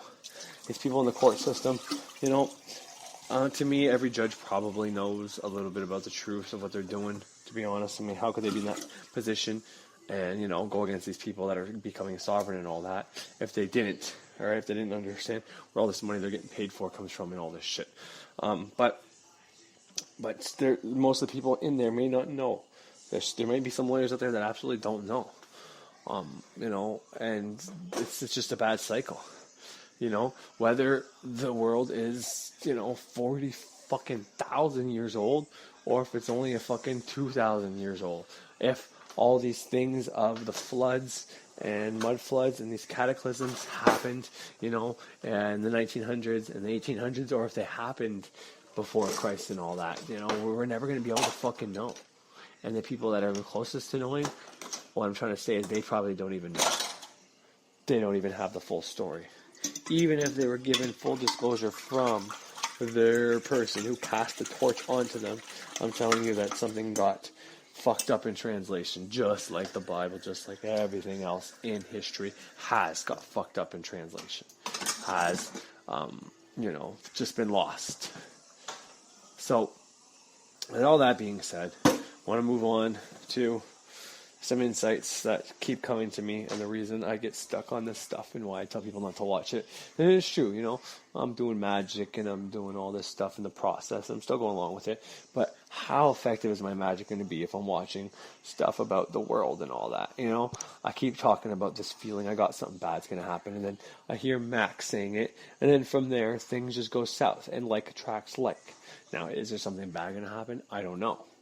Am I more likely to attract that? Absolutely, if I'm thinking about it. Point is, last night we had a lightning storm, a little bit of rain with it and all that. And I always watch every lightning storm. And I couldn't find one lightning bolt last night. Not a single one. Now, where I am, there's a lot of tree coverage, and there's a lot of clouds last night. The sky was very strange here last night. Before the lightning storm, we had a clear sky in most places, and we had red and orange and green fucking colors of where the blue sky is right now during the day. Where the sun goes down, it does that every night, but it does that like from southwest to northwest in my town. At one point, the whole southwest and northwest is a whole spectrum of colors from yellowish, greenish, to orangish, to reddish. You know what I mean? It's pretty amazing. And the only color missing from the fucking signs is the blue, but the blue's in the sky during the day, right? And then at night we're getting all those other colors, and then it turns black. But I was going on before that, and then we had this lightning storm. I was watching it, and there's so much weird cloud coverage. And then if you think about it, with the shit I'm about to play for you, it's going to make you think. And that's all I want you to do, is try to make you think, because I'm not going to try to sell you these ideas or tell you this is what's happening. With all the chemtrails and all that going on, okay? They create clouds, right? They're creating cloud coverage. And they use excuses from spraying the skies. They're actually telling you that they're fucking up food and all that. And to me, anything they tell you deliberately, I don't know. I don't believe it. I know the food is being genetically modified, and I know there's things proven that things are happening from the skies and all that. But to me, the main thing we should focus on when it comes to that, once again, is just the fact that they're doing something wrong to us, and it's not right. But the fact that they're covering up the skies and trying to block out the sun rays and trying to make it colder because of global warming and all this is not true. But the true fact in there is that they are trying to cover something. And I've been feeling like that for a while. I find it very hard to find the moon some nights because of all the cloud coverage. I find it very hard during the day sometimes to see the sun and stuff like that. Days where I think we have natural clouds, where there's lots of them, you don't see many planes. But days when it's a clear sky, I see a ton of planes out there. And then before you know it, there's clouds everywhere covering the fucking sky. I fucking can't stand that, for one. But with the lightning storm last night, and all you could see was the light flashes. You couldn't see the lightning bolts. And then I watched this thing. I watched Max yesterday, and then he plugs this channel, and then from there, I'm watching it. And I mean, I don't know if I'm gonna play the whole thing for you or not, because he gets into Aquarius and he talks about angels coming back, and he talks about the rapture, he talks about the Bible a lot. And he's got a very polarized, not bad perspective, but negative perspective, thinking, things are worse than they are and all that. And I don't believe Aquarius is coming for some fucking, going to be some kind of kraken fucking octopus thing in the sky, Kronos or whatever, or Medusa, coming to fucking kill us or anything like that. I don't believe any of that. So that's why I wanted to give this big, long introduction / fucking, rant about it doesn't matter what you think, and don't take on other people's belief systems as your own. Make up your own conclusions, because once again, they're taking these facts and then they're twisting them and making them fit to something, And I mean, he's not completely wrong with the story we've been fed through the Bible and through other means. It certainly fits. The Bible, he's quoting directly out of the Bible in some instances, where it's just basically talking about the age of Aquarius coming and being the end of times, kind of, But there's other ways of perceiving it, and I've already put content on about that, meaning, when the Mayan calendar ended in 2012, was just entering the age of Aquarius. And it didn't mean the end of the world or anything like that, it was just the end of the age. But point is, the fact that they cover up the skies, and I've checked recently, and I live in Cornwall, Ontario, and about a couple of months ago, we felt little tremors and stuff like that. I don't get hurricanes, we don't get tornadoes, and we don't get earthquakes. We'll get high winds, and then I'll come to find out Ottawa, Montreal, New York State, somewhere had a tornado or a hurricane close by. Well, not really in New York for the hurricanes, normally somewhere, New Orleans, Mississippi, whatever, down there in that region, wherever you guys get hurricanes, Florida and all that, because we're directly above Florida. If I drive south for a day, I'm going to hit Florida, basically, from where I am. So Florida is directly south of me. Obviously, there's probably some kind of slant in there somewhere, but more or less directly south from me. So anything that happens in California, we don't really get the winds from that. That would be more the BC coast, the Alberta coast, maybe the Saskatchewan. But Manitoba might feel that too, because they're kind of like central Canada, even though we're considered central Canada, because the first 4 provinces are huge. compared to Quebec's the biggest province, and it's right beside Ontario, but then you have all these smaller provinces on the east coast. So they pick Ontario to be the middle. But technically, if you look at it, it would be somewhere on the fucking east side of Manitoba. That would be the center of Canada. But anyways, point is, with One About to Play, he's going to talk about comets happening. He's going to talk about the moon being a plasma. And he's going to play somebody on there. He's going to plug somebody on there, a professor that proved it almost. They squashed it because they wanted to say there was a moon landing and all this. But talks about the fact that the comets and the tremors or earthquakes are related, and all these different events, things that happen in the sky, affect the things on the earth. And that's what I want you to gather from this. And the chemtrails and the covering up the skies and the clouds in the skies, to me, that's its main purpose, is to block whatever might be happening up there. Now, I've seen fireballs during the day, and that's the only thing I'm going to say it is, because I can't tell you if it's a comet, if it's an asteroid, if it's a solar flare. I don't know.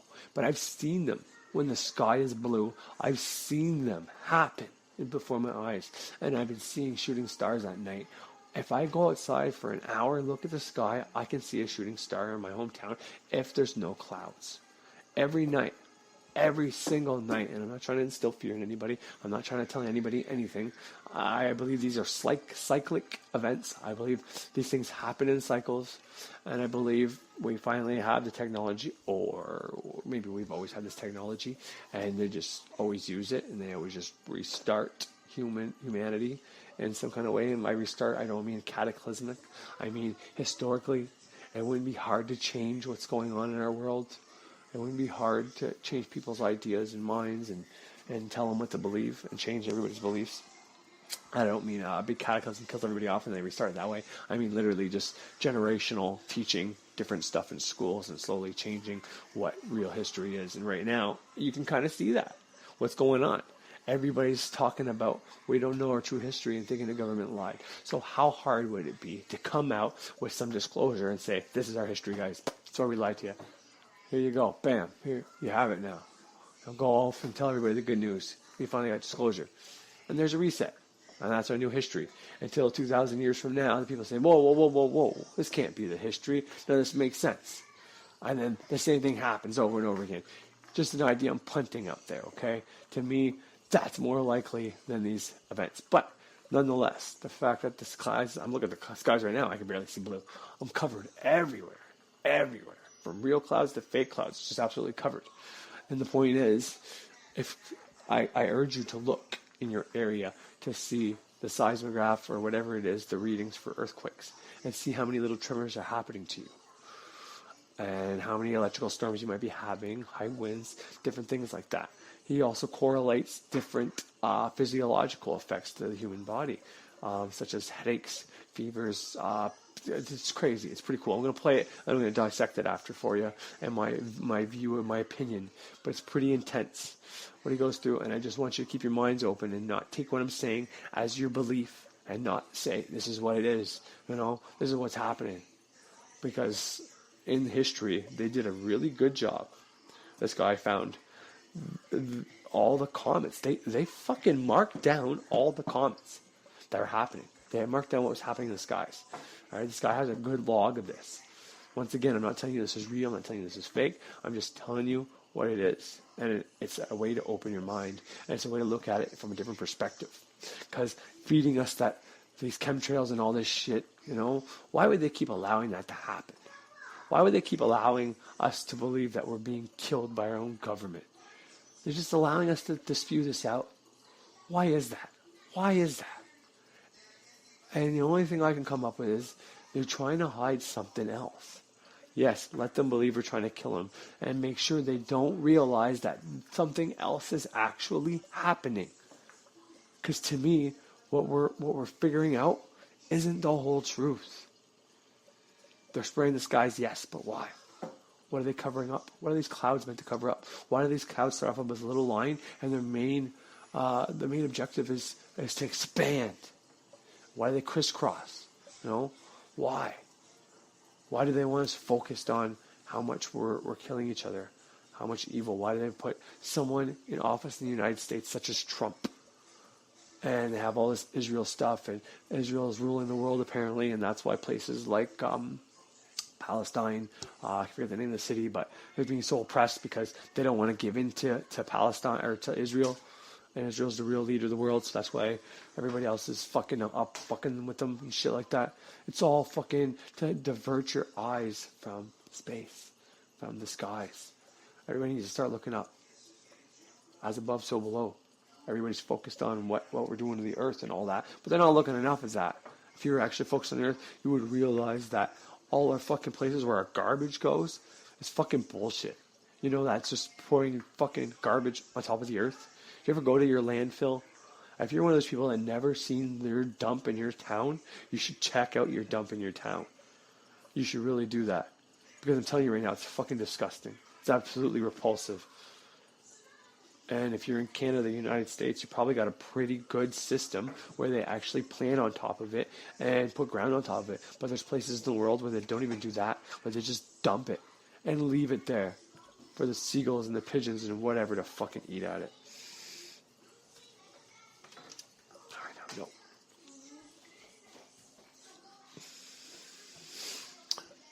And it's absolutely repulsive. If you watch some of these videos from this guy, he actually goes through some of those clips.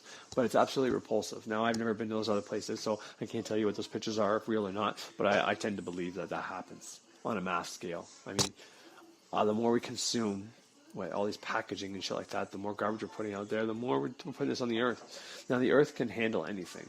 You can bury your remains from your ritual, and they actually tell you to do that. What you can't burn, you got to bury. And the earth will decompose it. I mean, that's the point of compost. So I can't tell you for sure if this crap truly destroys the world or not. Because I tend to think the elements are pretty powerful.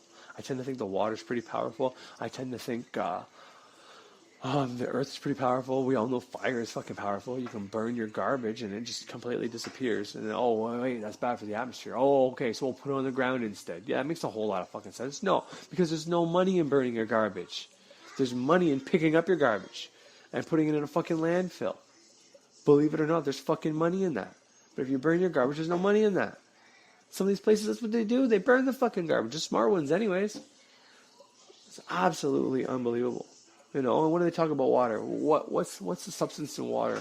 It's one of the dangerous ones. And I'm not talking about like oil spills and all that, but that certainly is one of them. Mercury. What is mercury? Air. What's the opposite of water? Air, right? Air and water are the opposites. And fire and earth are the opposites. So instead of burning your garbage, we're putting it on the earth. You know, what's damaging our water? You know, you can't eat too much fish. Why? Oh, yeah, watch out for the mercury you're taking in. Are you kidding me? Mercury's I'm not telling you the chemical mercury is good. I'm just saying mercury is your mind.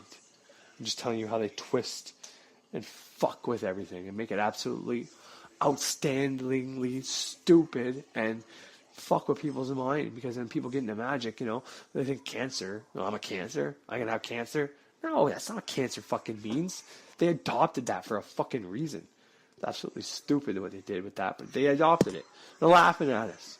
Like I said before, the medical staff's got the fucking snake of Scorpio, and the the cancer ribbon is the fucking Pisces fish, and then cancer, that's the other. They're all water signs. Your emotion, when you fucking fear you're going to get cancer, you add the actual emotion of fear into that thought, that's how you get the fucking thing. They're just pointing it out to us, making it so fucking obvious. But anyways, I'm going to stop there. I think I said enough there. I'm going to play these fucking clips, and then I'm going to come back on. I got to make lunch for my girls there right now. But I hope you enjoy. Like I said, don't take his fear shit into account. Don't believe in all these Bible verses and all that. Take them for what they are. Okay? I'm not saying this guy's right. I'm not saying this guy's wrong. I think this guy did a great job of connecting dots and all that. And like I said, the best way to wake up people is to fear them into waking them up, honestly. If people are working their 9 to 5 and you put all this love and light shit out there, what's that going to do? It's going to do absolutely nothing. But if you finally get them to see that something is wrong, if you get them to fear their future and want to do research and then come to find that, okay, it's all a matter of perspective. They lied to us and the story's different and no, it's not real, and you got to find, that's how you do it. So once again, I'm not bashing this guy. I think he did a great job, and that's why I'm playing his video. And I'll put the link somewhere in the description for you guys, and I truly believe you should watch it. But I don't want anybody to adopt someone else's belief system. I don't think that's good for anybody. You take his information, you do your own research, as I did. I looked up that professor who talked about the moon being a plasma, and talking about all the laws of the universe and all that. And I'm looking up him right now, actually, or as soon as I get off of this, to get more information on him, because he seems like a hell of a man. You know, probably a good chance that he ended up fucking being murdered or suicide or something stupid like that. But yeah, all the things that we're being allowed to believe, you know, I'll just do one more, like 9/11. Why was 9/11 done so fucking obvious? And why is their main objective to point out how obvious it is? Well, because they want you thinking, okay, was it a plane crash? Was it a bomb? Was it all the above? Who did it? Why did they do it? Blah, blah, blah. They want you focused on all the details. They don't care if you believe that they did it or not. They just want you focused on the details and trying to prove how they did it, so you never come together and unite. And that's how polarized people are, because everybody that looks at it can almost agree unanimously that it was done deliberately by the government, by CIA, by FBI. Almost everybody come to that conclusion. But instead of being outraged and go against the government, being that September 11th is coming up real fucking soon, being that, and then the other thing you have to take into account was September 11th, okay? Set, right? Set, en français, numéro 7 is 7. That's Saturn, right? Saturn, 7. Now, it's the 9th month, that's why 9/11. And if you take 9 and you take that 2, take the 9 minus 2, it's fucking 7, is it not? Ho, people are doing the wrong numerology for this one, but maybe not wrong, but anyways, 7 is Saturn's number, you know, and we already pointed out the Jupiter the Saturn and Gemini, all that stuff. But point is, they want you focused on the details and fighting with each other to who wants to be more right. That's how polarized they have us against each other. That's what Trump's main job is to do. It's not to bring down the states. It's not to, I mean, he's going to probably do things, and he may come after magical practitioners and witches at some point to help polarize people in some way or shape or form. But to me, he's going to keep going after the bigger communities, because there's more polarity in there. His main objective is to separate the United States and essentially the world, to either being for or against him. It's kind of like Twilight. If you're a girl, are you Team Edward or Team Jacob? You know, of hockey teams, any fucking thing. That's polarizing. You're either for or against. You're in the group, you're out of the group. You either believe in 9/11, you don't. And when you do, you either believe it was plane crashes and CIA inside job, or you believe it was, you know, insurance fraud. You know, it's bullshit. And they got us so stupid and so dumbed down that we actually realize that they're doing this shit, and we're not doing anything about it. We're fighting over the fucking details. Why the fuck are we fighting over details? Why aren't we saying, enough's enough? Why do all these innocent people have to die? And then we're going to fight over the details? How much sense does that fucking make? Honestly, I got tears in my eyes right now. I'm not even joking. It's disgusting that people die. And for what? To fucking polarize people? To get people against each other? To show that they have absolute power over us, that we can't do anything about it? Hell no. I don't know anybody that died in the World Trade, but I don't want any of them to die in vain. Not a single fucking one. Anyways, I had to make lunch, but I'll leave you on that note. Think about them. It's September 11th. And think about avenging them. I don't mean in a malicious way. I mean in a way that honors them. You know? Why are we fighting? I don't think any one of them would want us to fight.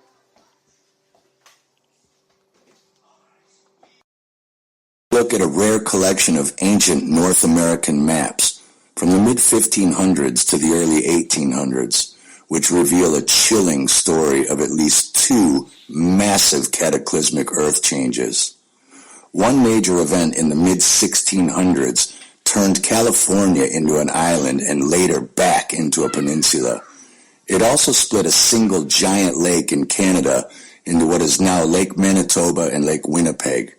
This split appears to have caused the formation of the Great Lakes of the Midwest and thousands of smaller lakes just to their north. The second cataclysmic event of the early 1800s seems to have crumbled the mountains containing a massive ancient 3,300 square mile inland lake or sea, which was called Cannabis, creating the Grand Canyon, the Great Salt Lake, and all of the destruction we see in the southwestern United States, not millions of years ago, as we are told by lamestream science. Perhaps by coincidence or not, this massive sea was only about 100 miles south of what is now Yellowstone National Park. We are also told by lamestream science that it has been 630,000 years since the last Yellowstone eruption. Strangely, the trees in Yellowstone look to be very young, only a couple of hundred years old at best, but that's another story. Or is it? Let's take a look at the United States today, at least according to Google Earth. Have you ever noticed that the lush green United States looks like a 6,000 kiloton bomb went off right around Yellowstone and blew away everything to the south and west of it? Unless old man America just suddenly went bald there from aging, something just doesn't add up. By no coincidence, this is right where the Lake Cannabis was located on maps up until the early 1800s and never seen again after. This lake or sea, Cannabis, was 130 miles long by 111 miles wide. You can still see the heart-shaped imprint of it on Google Maps today, which matches the same shape the ancient cartographers used on their maps. You'll also notice that both the Grand Canyon and the Glen Canyon start clearly at the perimeter of this ancient dried-up lake bed. Another coincidence? Researchers of the mud floods and Tartarian destruction might recognize where this is going. But Sherman, let's set the Wayback Machine to 1544 and see what the early explorers and cartographers had to say. They were the Google Earth of their time, after all. On these maps before 1650, notice California as part of the mainland, Lake Cannabis to its northeast, and the remarkable absence of the 5 Great Lakes in the Midwest. We can see that cartographers from the 15 and 1600s already possessed very detailed knowledge of the towns and peoples in these lands, yet failed to map or mention the biggest lakes in the world. Then when did they appear? Where did they come from? And what massive event created them? Suddenly, sometime around the mid-1600s, the Great Lakes appear out of nowhere, and California is now an island that ships can sail completely around. How did that happen? From 1650 up until around 1810, the Great Lakes are consistently shown, but we can see that some of the maps show California as an island while others still show it as a peninsula. At this point, we must emphasize that plagiarism was the norm in cartography, so we have no way of knowing what and how much are copied from earlier maps. These are obviously not the only maps in existence for that time period. Other maps may come up showing there were Great Lakes indeed mapped at that time, in which case the Great Lakes theory would be out the window. It is just that, a theory. But one thing that really stands out is that Cannabis was clearly there right up until around 1810, as was California, an island. On the maps from 1810 and onwards, Lake Cannabis is nowhere to be found. The Great Salt Lake appears west of where Cannabis used to be. California is no longer an island, and maps are lacking any detail of the whole area. Something drastically changed the topography of the land. But what? In Part 2, we'll examine the comet records and also the slew of bizarre electrical atmospheric phenomenon, earthquakes, volcanoes, plagues, and other strange events happening worldwide at exactly these same time periods. Stay tuned. Thanks for watching. Please like, share, and subscribe.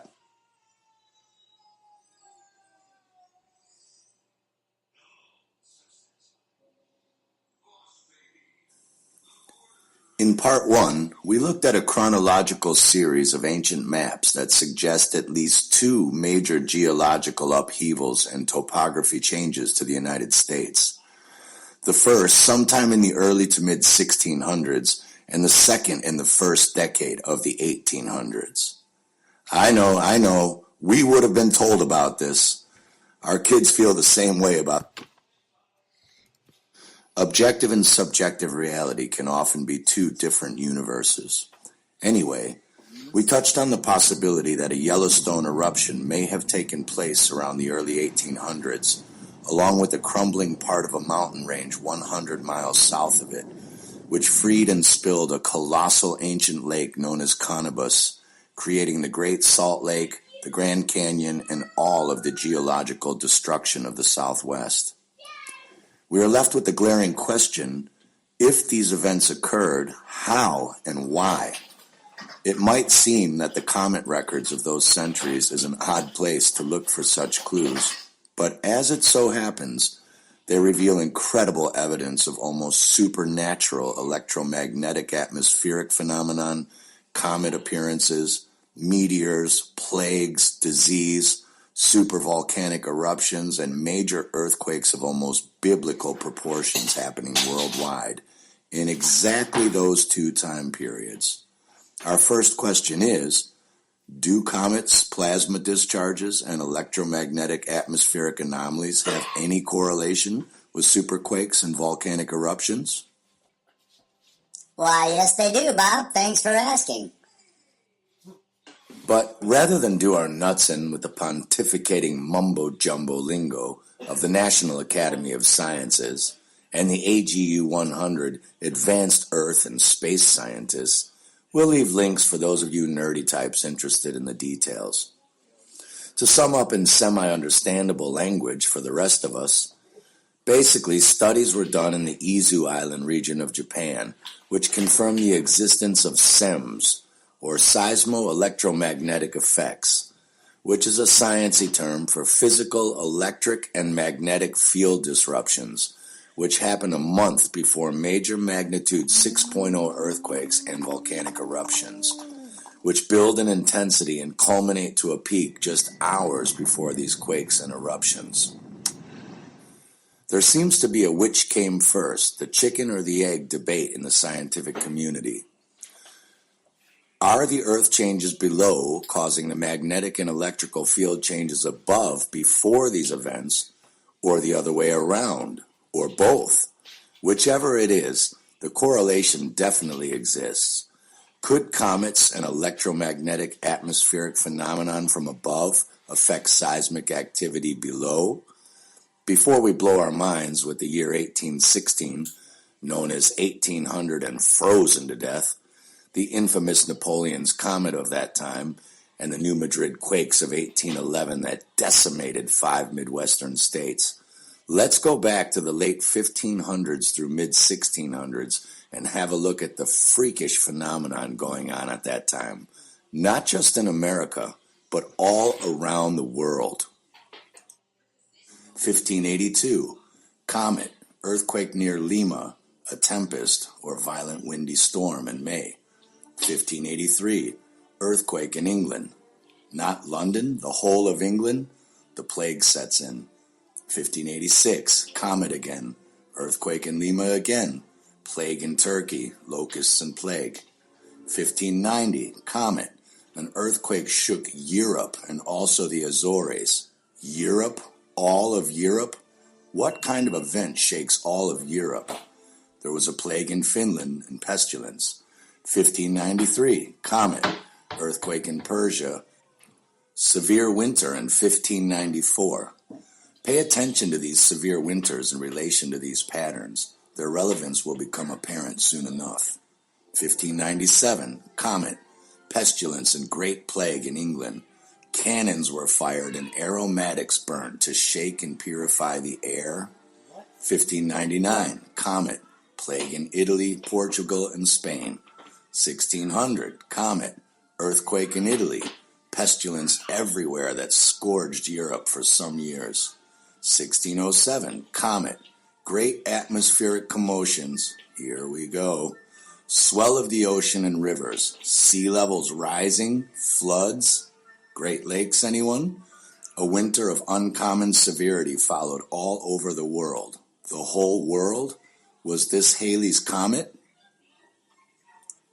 1609, comet, another earthquake at Lima, eruption of Mount Etna, plague, sailors seized with calenture, which is a delirium normally suffered in the tropics, electromagnetic interference of brain function, perhaps? 30 dead bodies in one day thrown overboard in Sir Thomas Gates' fleet bound to Virginia. Dead from what? Delirium? Neptune, the god of the sea, and Jove, which is Jupiter, the god of thunder in the sky, were on bad terms all year. This means fighting or catastrophic weather. So rough were the waters that it was many years before sleek Panope, who is a female spirit of the seawater that accompanies Poseidon, would gamble on the level brine again, meaning there were no calm sea waters for many years. 1612, comets. Storms at sea laid 2,000 dead carcasses on the English coast, 1,200 on the Dutch shore. A plague in Constantinople destroyed 200,000 people. In summer, Europe was covered by grasshoppers. It is a known fact that electromagnetic waves affect grasshoppers and locust swarms. EME complexes are fitted to vehicles and unmanned aerial vehicles today just to combat flying locusts in transit. So what drove them all into Europe? 1614, comet, suspected eruption of Mount Etna. 1618, two comets, earthquake in Rhetia, Switzerland, hurricane in Bermuda. 1620, comet, followed by cold winter, violent storm and tides. 1625, comet, eruptions of Hekla in Iceland and Palma in Spain. 1632, Mount Vesuvius lost 200 feet of altitude by burning. Earthquake of Naples. 1633, comet again, another severe winter afterwards. Etna is volcanic for 5 years and an earthquake in London. 1635, comet, another eruption of both Vesuvius and Etna and earthquakes. In America, a memorable tempest. Now, how windy and violent does a storm have to get to be memorable 200 years later? 1638, earthquake in Calabria destroyed 30,000 lives. Also extensive earthquakes in America in June. America? Not Delaware, but known America? Tremendous storms of wind in autumn. In 1639, swarms of small flies on the sea near the coast. Like all insects, flies are affected by electromagnetic fields. 1640, a remarkable meteor in America at great elevation early in the morning. Very curious meteors seen at Boston the following years. Curious, as in not expected. 1647, comet, earthquake in America. America? Where? All of settled America? Plague in London, and in America influenza was general and very fatal. 1652, another comet. Earthquake in South America, another eruption of Mount Vesuvius. 1658, earthquake in America. 1661, comet and earthquake the next year in America, followed by the Great Plague of 1665. Aside from putting the modern-day man-made climate change hysteria into a different perspective, I don't know about you, but I find it strange that comets, earthquakes, volcanoes, plagues, strange brain diseases, raging floodwaters and seas, and electromagnetic-affected insect swarms seem to all get out of control around the same periods of time together. Coincidence? Perhaps. But what we should be asking is, with all of this electromagnetic and geological turmoil going on worldwide, is it possible or so far-fetched to suspect a combination of, or even one major cataclysmic event around the same time may be the reason the maps look so drastically different afterwards, perhaps causing the formation of the Great Lakes and turning California into an island? Let's jump forward to where things get really crazy. We're talking Twilight Zone crazy. You just crossed over into the Twilight Zone. 1786. The early part of the year was cold. Aurora Borealis, April 29th. A flood, November 5th. This is not impossible, though it is very rare. The scientific explanation for Borealis is that charged solar particles interact with the Earth's magnetic fields and collide with gas particles that cause the characteristic glow. They tell us this happens at the magnetic poles constantly because the magnetic fields are stronger there. They are usually green due to collision with oxygen particles, but exciting different gases can produce different colors. What is interesting is that suddenly Borealis will start to be seen in England and the United States leading up to the 1812 event. So what was going on with the magnetic fields on the Earth at that time for this rare phenomenon to start being seen more often? 1787, comet Aurora Borealis on St. Paul's Day. 1788, 2 comets. The autumn was very tempestuous and hurricanes in the West Indies. On the 17th of October, a remarkable meteor in Connecticut. 1788, a singular halo in Connecticut, 28th of May. On the 27th, there had been fine auroras again. A remarkable black spot was seen on the sun the 9th of November, and there was famine in America. Earthquakes closed the year, and a remarkable cloud, light, and storm. 1790, 3 small comets. Earthquakes in Africa, and in 1791 an earthquake felt at Lisbon, and Aurora Borealis in October 1790. 1792, another comet, earthquake felt in Perthshire, and a comet again in 1793. 1794, right after this, the crops fail in England. 1795, Mount Vesuvius broke out in flames on the 15th of June, and in America, a species of headache with vertigo became epidemic. He says no bleeding, opiates, nor aperients, which are constipation drugs, had any effect on these headaches. Meteor, September 9th. Could this be an electromagnetic atmospheric disturbance causing this strange epidemic? 1797, 2 more comets. Hydrophobia epidemic in Rhode Island. Suddenly everyone is afraid of water? Do they have rabies? What on earth was going on to affect brain physiology? 1798, comet, a severe winter followed. There's that cold again. 1799, 2 comets, storm of wind and severe early winter. 1800, violent storm of wind, chimneys blown down at Hackney. Floods at Martin Moss.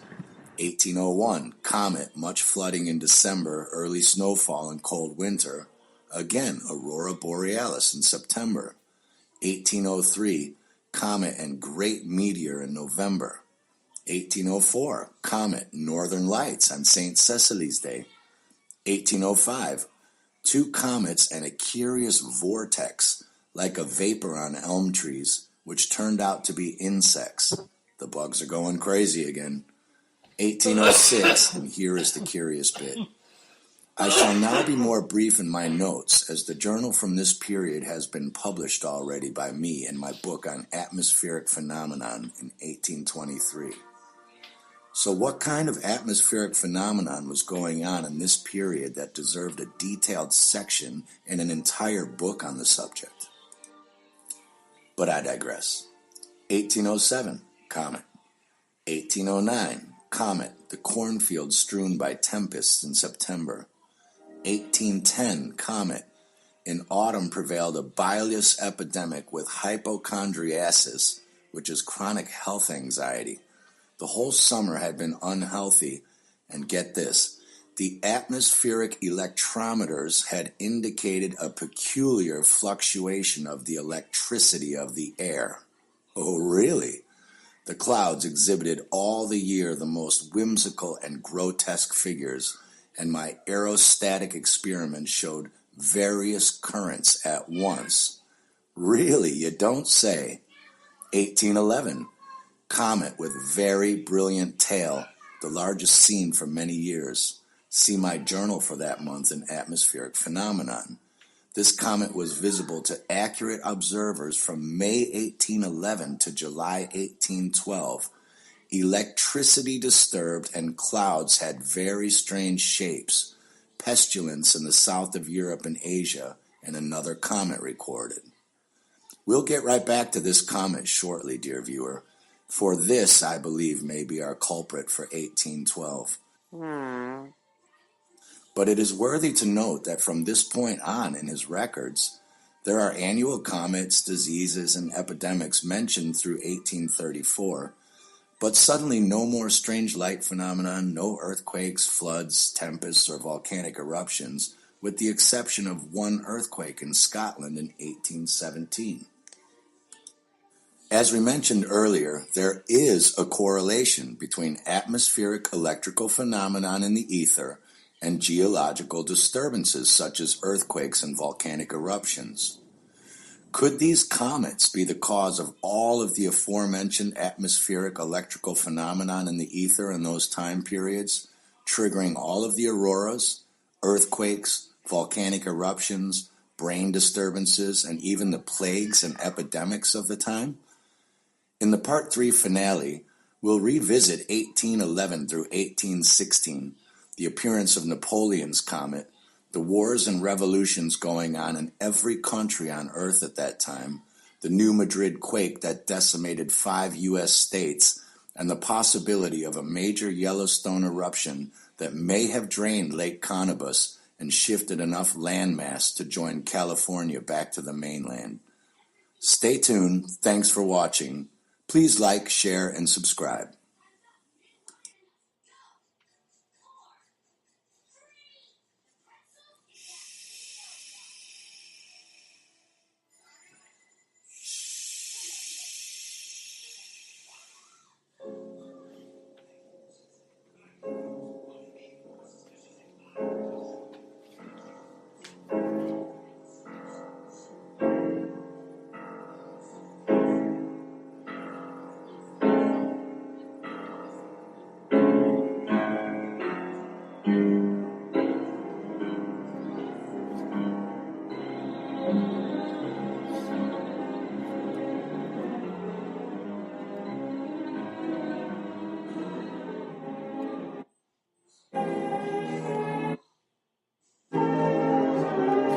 All just subtitles and all that, but it's definitely worth checking out. But it's pretty dark and gloomy, pretty fear-based stuff. But you should check it out. I'll put the links up for it. Well, the result is this is important. And we expect Professor Foster.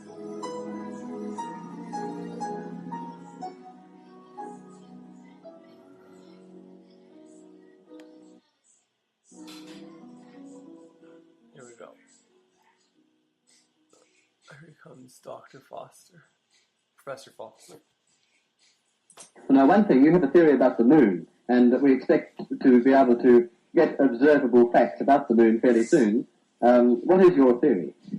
Well, it is by now rather more than a theory. 10 or 11 years ago, I stated to various scientists that the moon is not a piece of rock, but it is plasma phenomena, cosmic plasma, and that this fact will eventually be confirmed. I made certain predictions which were already confirmed in 1958, and the situation now is coming close to a complete confirmation. What will be the result if you are proved to be correct in your theories? The result will be profound and decisive, because it will give proof that a complete reinvestigation of the laws of nature is necessary. Because if the moon is a plasma, no man will ever land on it. The soft landing attempts will all fail. That means that the mass of the moon is far less than is currently assumed. It's in a different state of energy, and it has far less mass. That means there is no more explanation for the tides. If the moon, for example, had only 1,000th part of its current mass, then the tides would only be 2 inches high under conventional theories instead of sometimes thought in be. And that means that if it is proved that the moon is a plasma, then all gravitational theories are out, and the new concept of the cosmos and of its laws has to be evolved. Aren't you being a bit adventurous, though, because you know that we're going to be able to test out your theories on the moon fairly soon? Well, not anymore. 11 years ago, of course, it was rather taking a risk. I was considered a lunatic, of course, but by now the evidence, accumulated evidence, is already so much in my favor that I'm not taking any risks anymore. On the contrary, there is scientific views expressed all over the world now that the moon seems to be of a quite different nature than what was assumed. And the Americans and Russians are thinking of landing men on. well, that will never happen. Not on the moon. On Mars, on Venus, and other planets, yes. But the moon is definitely, as I assert, a plasma.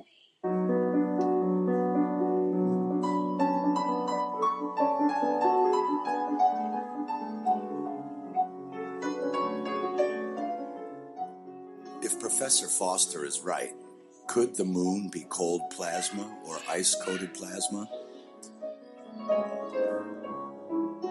Were the ancient sun worshippers?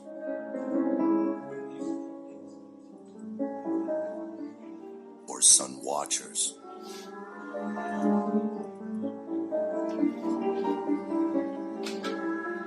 All cultures feared the sighting of comets for good reason.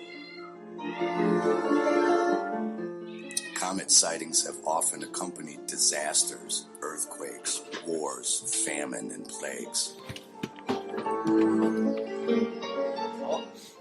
Yet NASA claims that comets are just small, icy town-sized snowballs flying through outer space.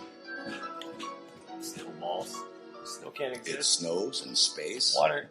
What's water? From what H2O. clouds? There's no oxygen in space. So you can't have water in Comets space. never The pass sun by is hydrogen, any but closer space than doesn't have hydrogen. 15 million kilometers away. It's fucking what they teach us in school. I should tell you something right there. Temple Tuttle was the closest recorded, an alleged 3.5 million kilometers away.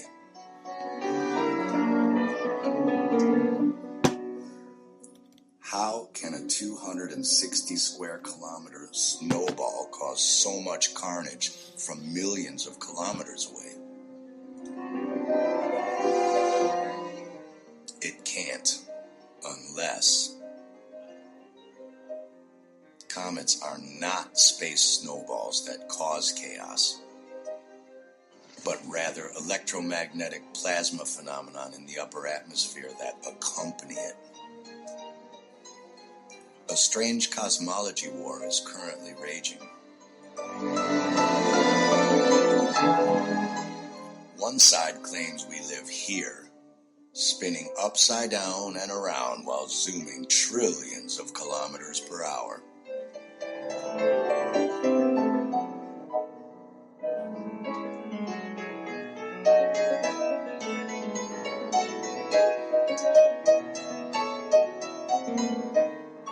The other side claims that we live on a flat, round plane at the center of a toroidal field, like this map. Suspended in infinite space or water. Both sides agree on one thing. The Earth's atmosphere has a propensity towards constant electromagnetic plasma buildup and discharge.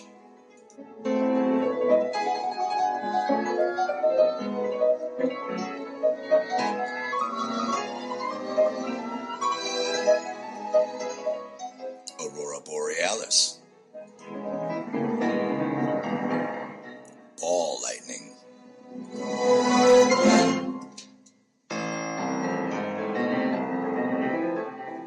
Red sprites. And all of these other plasma phenomenon.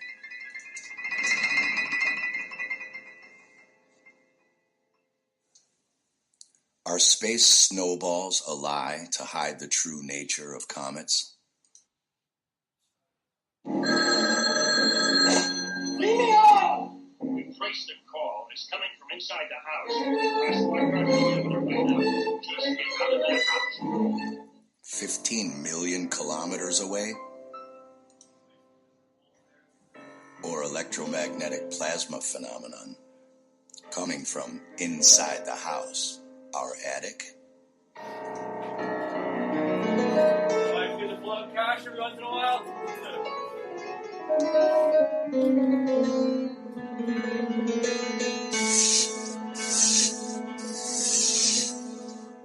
The Mayan calendar. Cthulhu. Quetzalcoatl. The Demigorgon. The fog. The mist. Medusa the Gorgon. Kali the Destroyer. Shiva the Destroyer. Kronos the Destroyer. Thor. Modern and ancient mythologies are obsessed with world-destroying sky gods wielding fire, lightning, tentacles, and snakes. Religions are riddled with past and future apocalyptic stories and predictions. Native cultures are obsessed with fire rituals.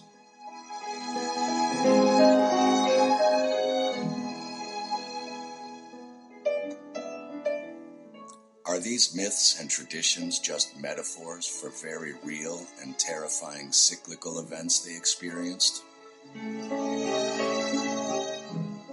Reminders for us to watch for signs and prepare?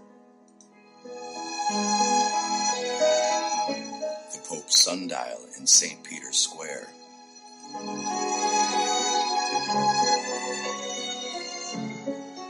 A bit overkill for a wristwatch, don't you think? Unless it's called a watch because we are watching for something specific.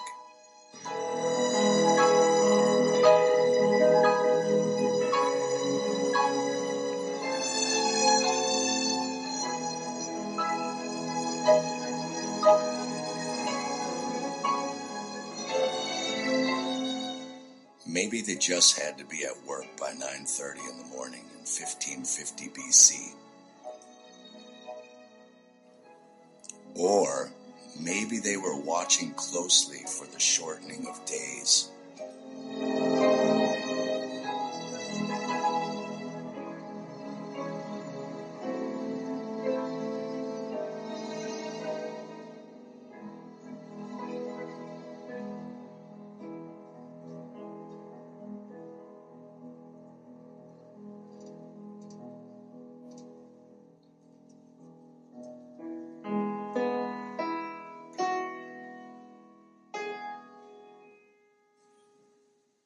The Georgia Guidestone's post-deluge instructions maintain humanity under 500 million in perpetual balance with nature.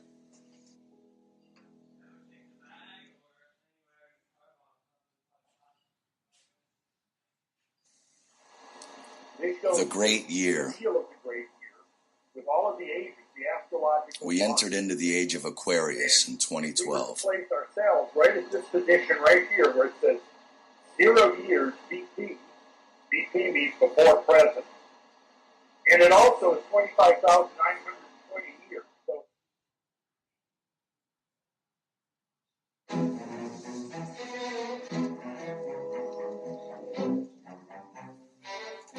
What is the Son of Man, and why are the biblical Gospels of Luke, Mark, John, and Matthew so terrified of its return?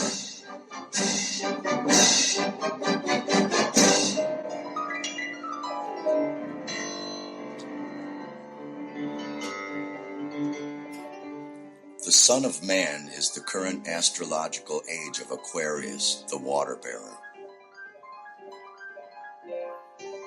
The Son of Man has often been termed the water of life.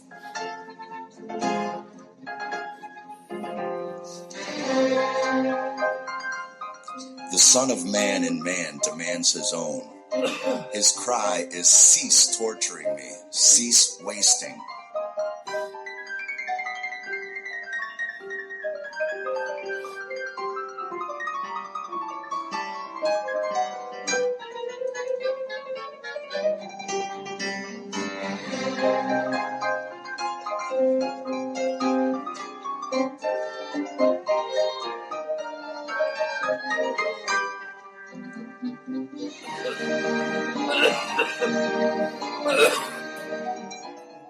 Atonement, the action of making amends for a wrong or injury.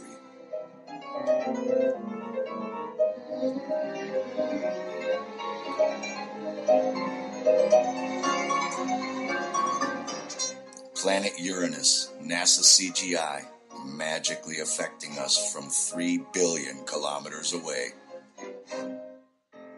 The actual wandering star Uranus, filmed with a Nikon P900 home camera. 3 billion kilometers away with a home camera? Uranus's journey through Aries is affecting the opposite sign, Libra.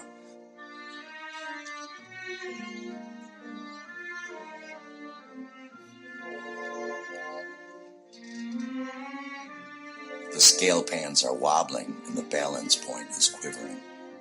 The Earth's balance is being checked by the mighty cosmic power. Now we understand the real symbolism of this Masonic artwork.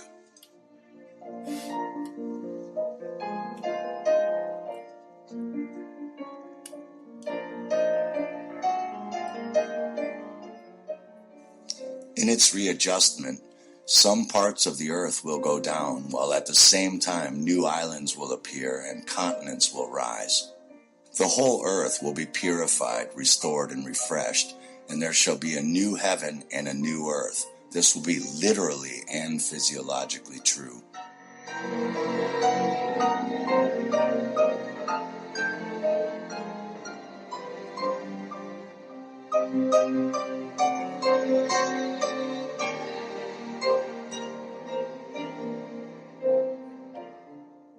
Plato's description of Atlantis.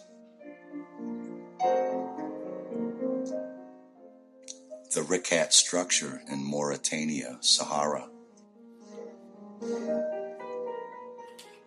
Probably just coincidence. The 1606 Mercator Arctic map shows an enormous island called Friesland, due west of Iceland, just south of Greenland's southwest indent. It had 6 major cities, 3 small towns, and its own coastal island chain, and a partridge and a pear tree. It was so important to the region that Mercator gave Friesland its own blow-up in the upper map corner. Van Dodecam put Friesland on his 1605 map. Same place, same shape, same name. Plancius put it on his 1605 map. De Jode, 1593, Friesland. Google Earth 2019 underwater. Due west of Iceland, just south of Greenland's southwest indent.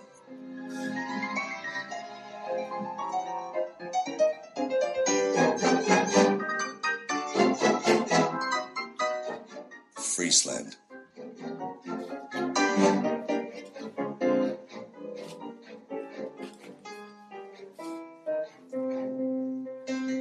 This is the truth, whether we think of Abel's lamb or of patriarchal sacrifices or of that great sacrifice of which they all testified.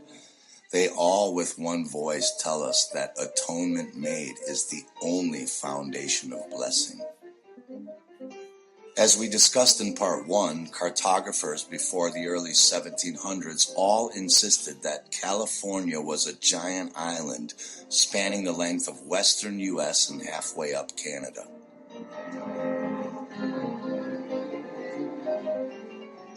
Solarius certainly knew.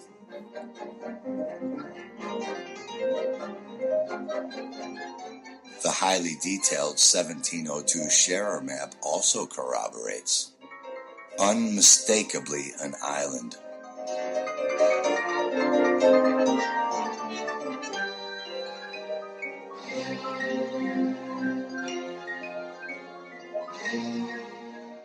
And now, not so much. In fact, when we look at Africa, we see the exact same thing as the southwest U.S. This time, an elongated blemish with a bulging southeast side. also with major geological desert and destruction to its southwest. But before 1660, it was Lake Zembre on every map.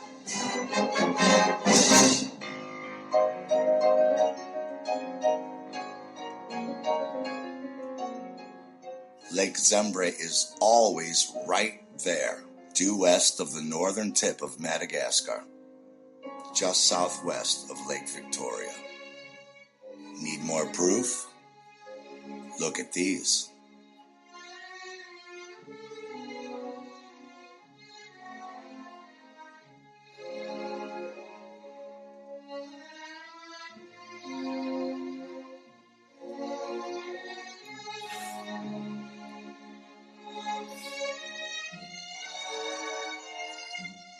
All that's left of it today is a huge dry scar on the African continent. Whatever happened in 1660 and 1812 in the age of Pisces that changed entire continents and drained at least 2 enormous lakes wasn't even worth warning about in biblical scriptures. In Luke 22:10, Jesus told his disciples how to know when he was coming back. Behold, when ye are entered into the city, there shall a man meet you, bearing a pitcher of water, Aquarius. Follow him into the zodiac house where he entereth in.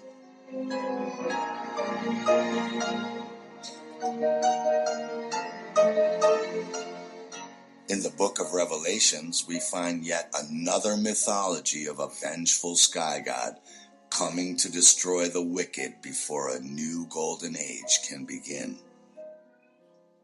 This sky god has eyes of fire, the voice of many waters, and a sword coming out of his mouth. He's the beginning and the end, or really the end and the beginning, with an army of angels trumpeting terrifying noises from the sky as they come down to kill the wicked. Aquarius is associated by Kabbalists with the 14th letter N, or Nun. This letter literally means Jesus, or fish. In the biblical story, Joshua was the son of Nun, and Joshua is the origin of the Latinized form Jesus. Therefore, Jesus also means fish. It is common knowledge that the fish has been the esoteric symbol for 2,000 years for the Son of Man. But if Aquarius brings in a mighty golden age, why are Matthew, Mark, John, and Luke so terrified of the return of the Son of Man, Aquarius?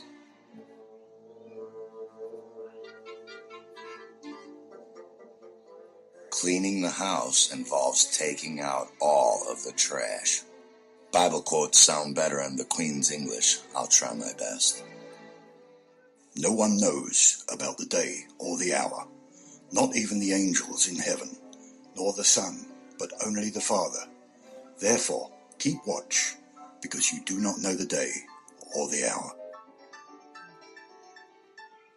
You also must be ready, because the Son of Man will come at an hour when you do not expect him. It was the same in the days of Lot. People were eating, drinking, buying, selling, planting and building. But the day Lot left Sodom, fire and sulfur rained down from heaven and destroyed them all. It will be just like this on the day the Son of Man is revealed.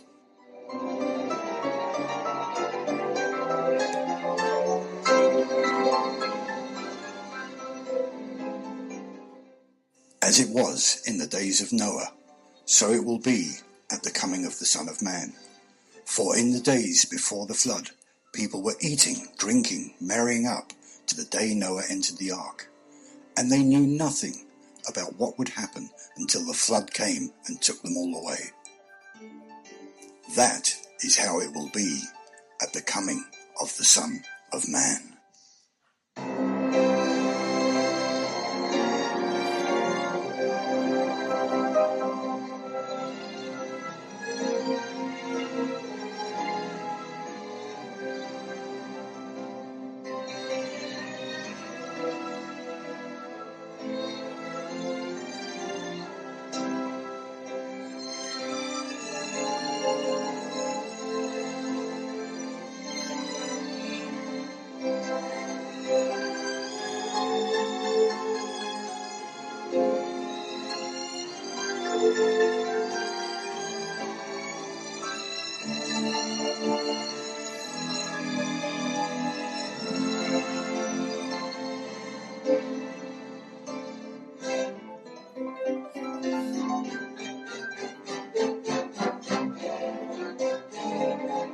All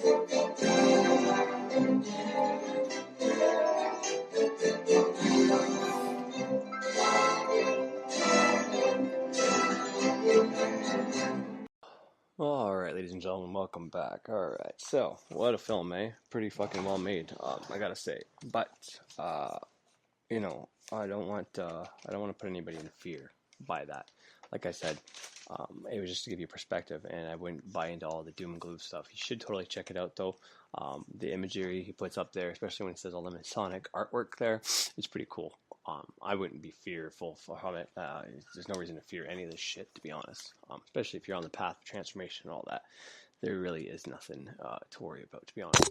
But I just like giving a different perspective of things and all that. And like I said before, coming up on the anniversary of 9/11, you know, once again, September in French, sept is the number 7. Like I already said, if you take the 9 and the 11, right, 2 ones, 9 minus those 2 ones equals a 7. So once again, that's Saturn's number 7, and September used to be the 7th month, and now it's the 9th month. But anyways, that's besides the point. Just something to think about. But fighting over the details of what happened, and everybody knows that it was a crock of shit and that it was a lie. You know, whether planes hit it or not, it doesn't matter. Whether it blew up or not, it doesn't matter. None of that shit matters. The fact that innocent people had to die and people are fighting over the details of what happened instead of focusing on the fact that either, you know, I don't care if you call it government, Illuminati, or any elite group. Some people are going to say it's fucking aliens. It doesn't matter. Somebody killed a bunch of innocent people and lied to us about it. That should be the only thing to focus on. Everything else doesn't mean a fucking crock of shit, and it ain't worth a damn.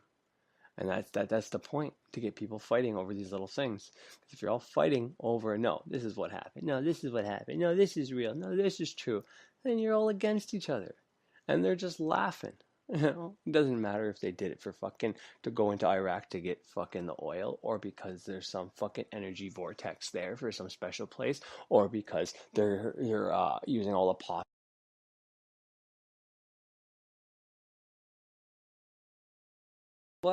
a bunch of shit you don't know about.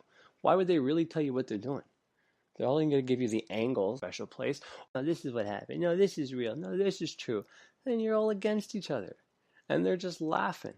You know, it doesn't matter if they did it for fucking to go into Iraq to get fucking the oil, or because there's some fucking energy vortex there for some special place, or because they're using all the plus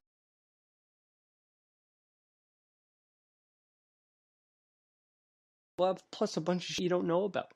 Why would they really tell you what they're doing? They're only going to give you the angles that they want you to argue about, that they can control the outcomes. I mean, you're not going to tell people what you're really doing. Why would they?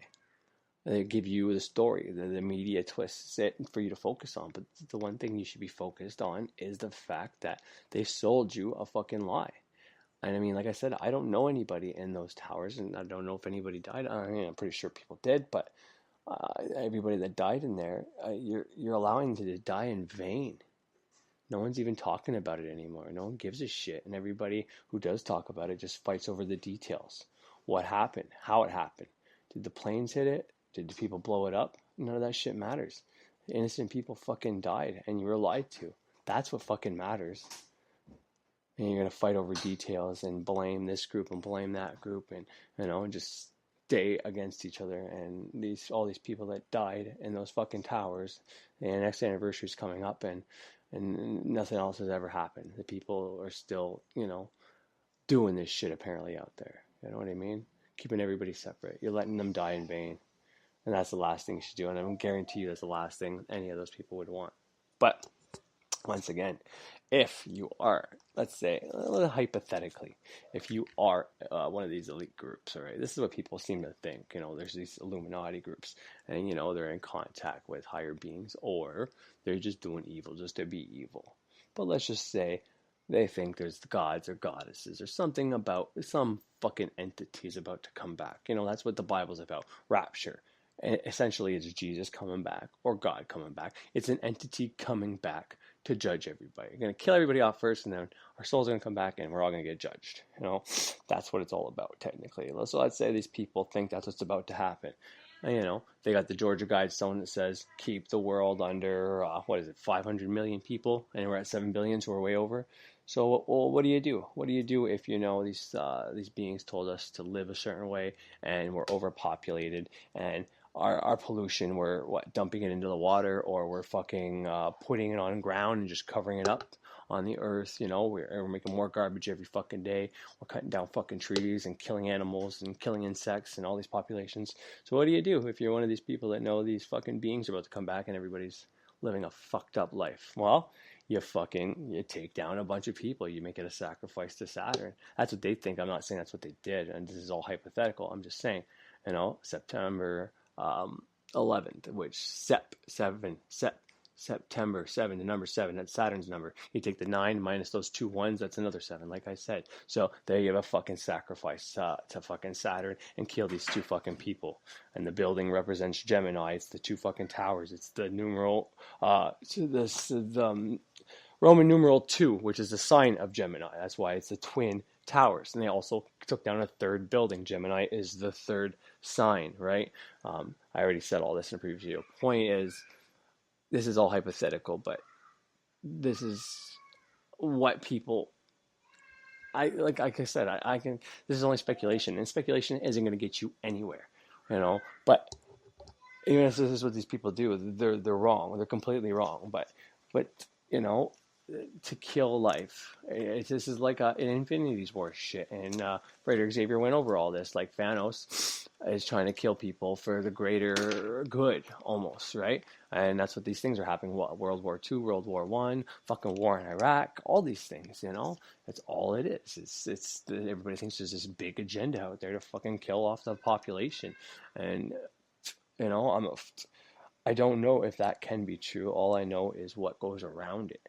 All these things that go around it. So to me, if there is an Illuminati and they do all this Masonic stuff and they know all this information, then the people speculating that they are all satanic and all that, no. If this is true, then they corroborated this to do it, to kill people as a sacrifice to Saturn, to Satan, whatever you want to call it. They did it to take care of people worshiping money, trading soul money on the stock exchange. They killed them for that fucking reason there, as a sacrifice, and they do all these things as a sacrifice. And it's it's polarity. It's twofold. It's one, as a sacrifice to Saturn, saying we're going to try to keep this under control for you guys, don't worry about it, you don't need to come down and kill everybody, please, we want to keep living, we'll do it for you, almost, you know what I mean? They're scared of something happening, so they're taking matters into their own hands. And the other one is to help wake people up. They make it so blatantly obvious, everything is so out there right now, it's unbelievable. And once again, people are so polarized that we're focused on not the important part. We're focused on getting mad at each other over the details instead of doing anything. But yeah, you would putting us in fear of this and the apocalypse, floods, and all that. It's not what I want to put out here on this channel, but I don't pick sides, either for or against, Trump or the Illuminati or truth or religion or atheism or, you know what I mean, satanic. It doesn't matter. There's no ascending. There's no transformation for these people. There's only reincarnation. This is not a great hypothetical, but let's say Jesus or whoever you want, whatever's Radia or anybody, any ascended being. Let's say they came down, and right, this is not how it works. Let's say they came down. They would split everybody up, right? Everybody died, and everybody lines up. All right, Jesus asks everybody, all right, so you believe in me or do you believe in the devil?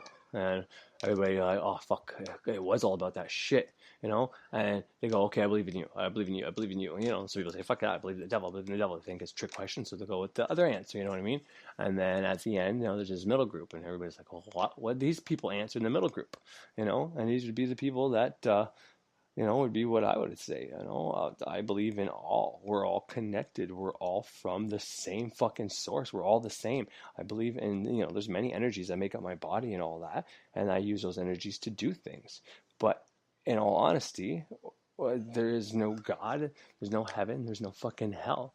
We're all the same. This is all just a big test. Just like this question would be a fucking test. And the only answer would be to believe in balance, neutrality, doing right. You don't do right because you're scared to go to hell. No, you don't go around hurting people because, you're going to be locked in a jail. You do it because you'd be technically hurting yourself. You'd be technically hurting your dog. You'd be technically hurting your daughter. You'd be technically hurting whatever you believe in, the all, because everybody is that same person. Not only that, everything that goes around comes around. You hurt somebody, you're going to get hurt. You hit somebody, you're going to get hit. Yeah, you take money from somebody, you're going to get money taken from you. I mean, but that's not what I would tell whatever being was there. Point is, you believe in the fact that you don't hurt other people because you don't want to hurt them. You don't need a fucking system to tell you and teach you to be a good little boy. They made this system probably because there was a lot of bad things happening. I don't know. I can't. That's only speculation. I'm not going to get into more speculation. Once again, this is hypothetical because this is not how it would go down. But there'd be this middle group of people just that believes in all that we're all connected and we did right things. We didn't want to harm nature. We didn't fucking want to eat fucking animals. Or, sorry, not eat animals. We killed animals in the right way and not, clone them and fucking had them intravenously eating and it being all fucking disgusting and torture and all this to these poor animals. We did it those people did it in the right way or whatever, and thanked them, the sacrifice and all that, blah, blah, blah, blah. Point is, it'd be this middle group who understood. They were balanced. There was, you need enough money to live, but at the same time, you're going to help other people. You're not going to hurt people, and it's not because you're afraid of God or whatever, or you're afraid of the devil. You're just being a good person because we're all connected. And those are the people that would go up the fucking chain. Those are the people that become, the spirits, the angels, the fucking planets, any deities, whatever ascended fucking master spiritual fucking things would come next. And the rest of the people would just be reincarnated because they still don't get it. They still don't get it. They still believe in whatever they're fucking told. They still believe in whatever they're taught. They still don't want to look outside, or even if they do start believing in it, they're too scared of fucking change, or they're too scared of whatever. They don't think they can make a change, so they rather just sit in their ignorance and be ignorant their whole life and just live in, well, this kind of works and, I don't want to do anything because, out of fear. And that's just as bad, if not worse. That's like knowing someone is going to die and you're just going to turn a blind eye to it, not even trying to do anything about it. That's even worse in my view of being ignorant. People that don't know any better, they don't know any better. But if you start understanding and knowing what's going on, how can you just ignore it? How can you just not do anything about it? How can you just, it's as above, so below, the correspondence. And knowing 9/11 was all orchestrated and a fake fucking whatever, and you sit there and fight over the details instead of actually trying to point out the fact that, hey guys, it doesn't matter how it happened. Someone killed these people and it's not who they said it was. That should be the only thing that matters, not the fact that, oh no, it was planes, oh no, it was this, oh no, it was that. None of that fucking matters. Oh, well, it was done for Saturn because this. None of that fucking matters. The fact is, these people died. And for what? For fucking what? It's a terrible tragedy. And it's used to divide people instead of, it makes no sense. And it's the same concept. If you know what's going on or have an idea and you just want to sit in your ignorance and stew in it, not do anything about it, and not help. I'm not saying you need to go out there and protest. I'm not saying you need to go and quit your job and do all this shit. You don't have to do none of that. Find a way to contribute, find a way to help, find a way. And by all means, you start the transformation process that as within, so without. You start changing yourself from the inside, it changes the outside. You're leading by example. That's the only change you need to do. That's why I promote this. That's why I try to tell people to do it. I'm not saying I'm fucking good. I'm a master. I'm not saying I'm great. I'm not saying any of that. I'm just trying to provide and help and be part of the solution and not the fucking problem. I don't want to be the problem anymore. I don't want to watch fucking TV that dumbs me down. I don't want to eat food that fucks me up from the inside out. I don't want to do things that hurt me, my body, or my family, and I don't want to promote anything that's going to promote more fucking killing and genocide and all this other crap. That's why I don't want to put fear-based shit on here or even talk about this most of the time. I'd rather talk about enlightening things, but the point is it feels like something's about to happen. And the fact that everybody's focusing on all these details, trying to pretend they're smarter than the next guy and say, believe in what I'm fucking telling you and don't believe this guy, is missing the fucking point. Yeah, there's chemtrails in the sky, but why? It's not because they're trying to kill you with this, because they're trying to hide something. And it doesn't matter what they're trying to hide. I'm not trying to punt that notion either. I'm just trying to tell you, it doesn't matter why the chemtrails are there. The fact is, it matters that they're still spraying the fucking skies and they shouldn't be. That's what should be focused on. We don't need to go to court and say, well, this is why they're doing it. We just got to say, we know you're doing it, so fucking knock it off. That's it. That's the point. We know you lied to us, so stand down or stop lying. That's the point. We don't need to know why or what the truth is. How the fuck can you find the truth out? There's no fucking history that's real. And even if there is some real history in there because they lied about so much, you can't believe them. Can you believe somebody that lied to you? No, I don't think so. Not too many people do. Once you're lied to, it's very hard to trust somebody. But I digress. I don't want to be part of the problem. I want to be part of the solution. I think everybody should be there. And like I said, don't need to start a picket line. We don't need to do anything. Last video I put out, I told people what I think people should do. I don't think people need to all come up in a committee and, go out there and present themselves so these people can see them and become targets or anything like that. You can do ritual magic. You can do small things in your own head that can have profound changes and differences. And the best part is they can't see you coming. But once again, sorry, I get a little too into this. If there are groups killing people as sacrifices, you know what I mean? They missed the point too, because of the Georgia Guidestones or whatever. They're trying to do it for the greater good and all that, but it's not the greater good. Yes, we're overpopulated, and yes, we're not doing the right thing, but nature will rebalance itself, and that could be this master reset they talk about and all this shit and climate change. In the video I just showed you, it showed major things happening in the 1600s and right through basically all these comments all the time, and now we're not hearing about any of this shit, which is kind of weird. But anyways, but major event in 1600, major event in 1800, and everybody went to school. They know their pairs, right? You all did fucking groups of 2 and finding the patterns. Well, if 2, 4, 6, 8, what comes after 8? Oh, you start back over, right? So what year are we in? Oh, we're in 2000 something, right? So 1600 something bad happened, 1800 something bad happened, and we're in 2000 now. So, and the age of Aquarius and the new Trump thing is about to happen. And there's so much crap going around. And like I said, I don't want anybody to focus on this bullshit. But you need to be aware that there's something wrong out there. And if you're just going to be ignorant and not try to at least change yourself, then you are the problem, and you should get the fuck off my channel, because I don't want any hypocrites listening to me. Well, once again, I used to be a hypocrite as well, so I'm not judging you. Everybody has the chance to change, and you should change. But don't sit there, listen to this shit, and go out there preaching to people, but not do a fucking thing in the meantime. That's just talk. That's just bullshit. It ain't worth a fucking damn thing. We need to help. We need to change things. Like I said, 9/11's right around the corner again. And what are we going to get? It's pretty quiet right now, I've seen other years where it was a big deal, especially a couple years after and all that, especially when there's these big things going on. But now with the new election, anybody that says anything might be opening up a can of worms. So they're not going to say a fucking thing, which is terrible. They care more about their election than the past people that got killed, which is absolutely repulsive. But nobody wants to bring it up because there's so much truth movement community bullshit, which in one way it's good, but in the other way a lot of it's fake, a lot of it's lies, a lot of it is literally shooting you information they want you to focus on. The only truth seeking you should do is your own research, going in and watching these fuckers like Alex Jones. You know what I mean? I watched Alex Jones shit before, and it helped me realize things, especially about 9/11 and all that. However, he recanted and went back on so many of the things that he said after he got trouble and got caught and all that crap. He was just a fake. He was there to fucking make people in the truth community believe what they weren't getting. The people that stopped watching TV and watched this shit instead, well, he was there to guide their brain, basically.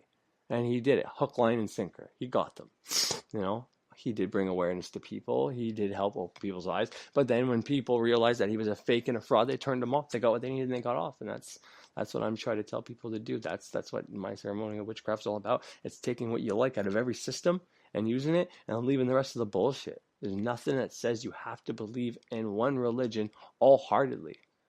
You don't have to do everything the religion says. If you believe in Christianity, but you don't want to get your kids circumcised, well, then you don't have to get your kids circumcised. You know, if you believe in Christianity, but you don't want to go to church, then you can do that too. It doesn't fucking matter. You don't have to believe in one religion wholeheartedly, just like you don't have to go out there and believe in everything that Trump is saying, believe in everything all these people are saying. They're all full of shit anyway. You shouldn't believe a fucking word comes out of their mouth. But the point is, don't go out there and just believe the media. Well, they got to be telling the truth. There's people out there that make sure they tell the truth. The census and not the FDA, but whoever monitors TV. No, it's fucking horse shit. Come on. Don't fucking open your eyes. It's about fucking time. But the hypocritical bullshit and all that, just stop it. There's no point. Just if you don't want to do any big change, massive change, or you're scared, and that's fine. Just start the self-transformation process then, at the very least. It doesn't have to be anything I recommended. Find your own. Find what works for you. Do your own research. Don't copy anybody. Don't listen to anybody. Do what's real inside you. And if you don't know, and if you think you've been compromised or your mind's not right, then that's why you do this shit. That's why the neophyte grade is sitting on a point and meditating and just trying to take everything in your brain out except for what you're focusing on. You're regaining the practice and the art of concentrating. No one can concentrate in this day and age. And no one can. We're designed not to be able to concentrate. We're told we need to multitask and do 10 million things at once and not accomplish a single one. That's what life is. Balance, go to work and just pay enough that you can survive a little bit and just stay afloat and have a little bit of happiness when you go to the store and you get a couple things you want and you don't pay off a couple bills and you postpone them and this and that. That's what we're designed to do. Not concentrate and get one thing done and then go move on to the next. No one does that. Schools don't even generate it like that. So you got 4 classes at the same time, and then you got another 4 classes at the same time. That's why they do it. It is one of the reasons they indoctrinate you into it. It's just, but anyways, that's the point. You start this process, you're only doing the banishings and all that, and you're taking back your mind. You're not watching TV anymore, and you're reading books. You're taking in the right information and all that. And after doing that, you receive some clarity. There's no way you can have clarity if you've been watching TV and shows and listening to the media and, doing all these things. There's no way you can if you've been doing it for years. Even now, I have a hard time. Some days I wake up and there's so many things I want to do and I don't get anything done. And it's because I want to do all these things at once. And I know that's wrong. So I literally just sit there and do none of them. And then I feel like, oh, fuck, I'm wasting my day away. But what's the alternative? Trying to do 10 million things and getting upset when I didn't do a single one? Or choosing to not do a single one and at least I did what I chose? That's the point. And then eventually you work up to getting one thing done at a time. You get that discipline. You figure it out and you move on. And then the magic helps you get money and health and healing and all that shit. And there's power in all this shit. But while you're doing this, you're not taking in any more bullshit and you're getting rid of all your old past karmas and all that. So that's the baby step. But it's a huge step. But once again, don't start it unless you're going to finish it. Because you don't want to, you can start the neophyte and finish after the neophyte if it's not for you. Because you're not really doing anything, you're not calling anything to you. You've just been doing banishings and all that, and kind of getting rid of your karma and unhexing and uncursing yourself.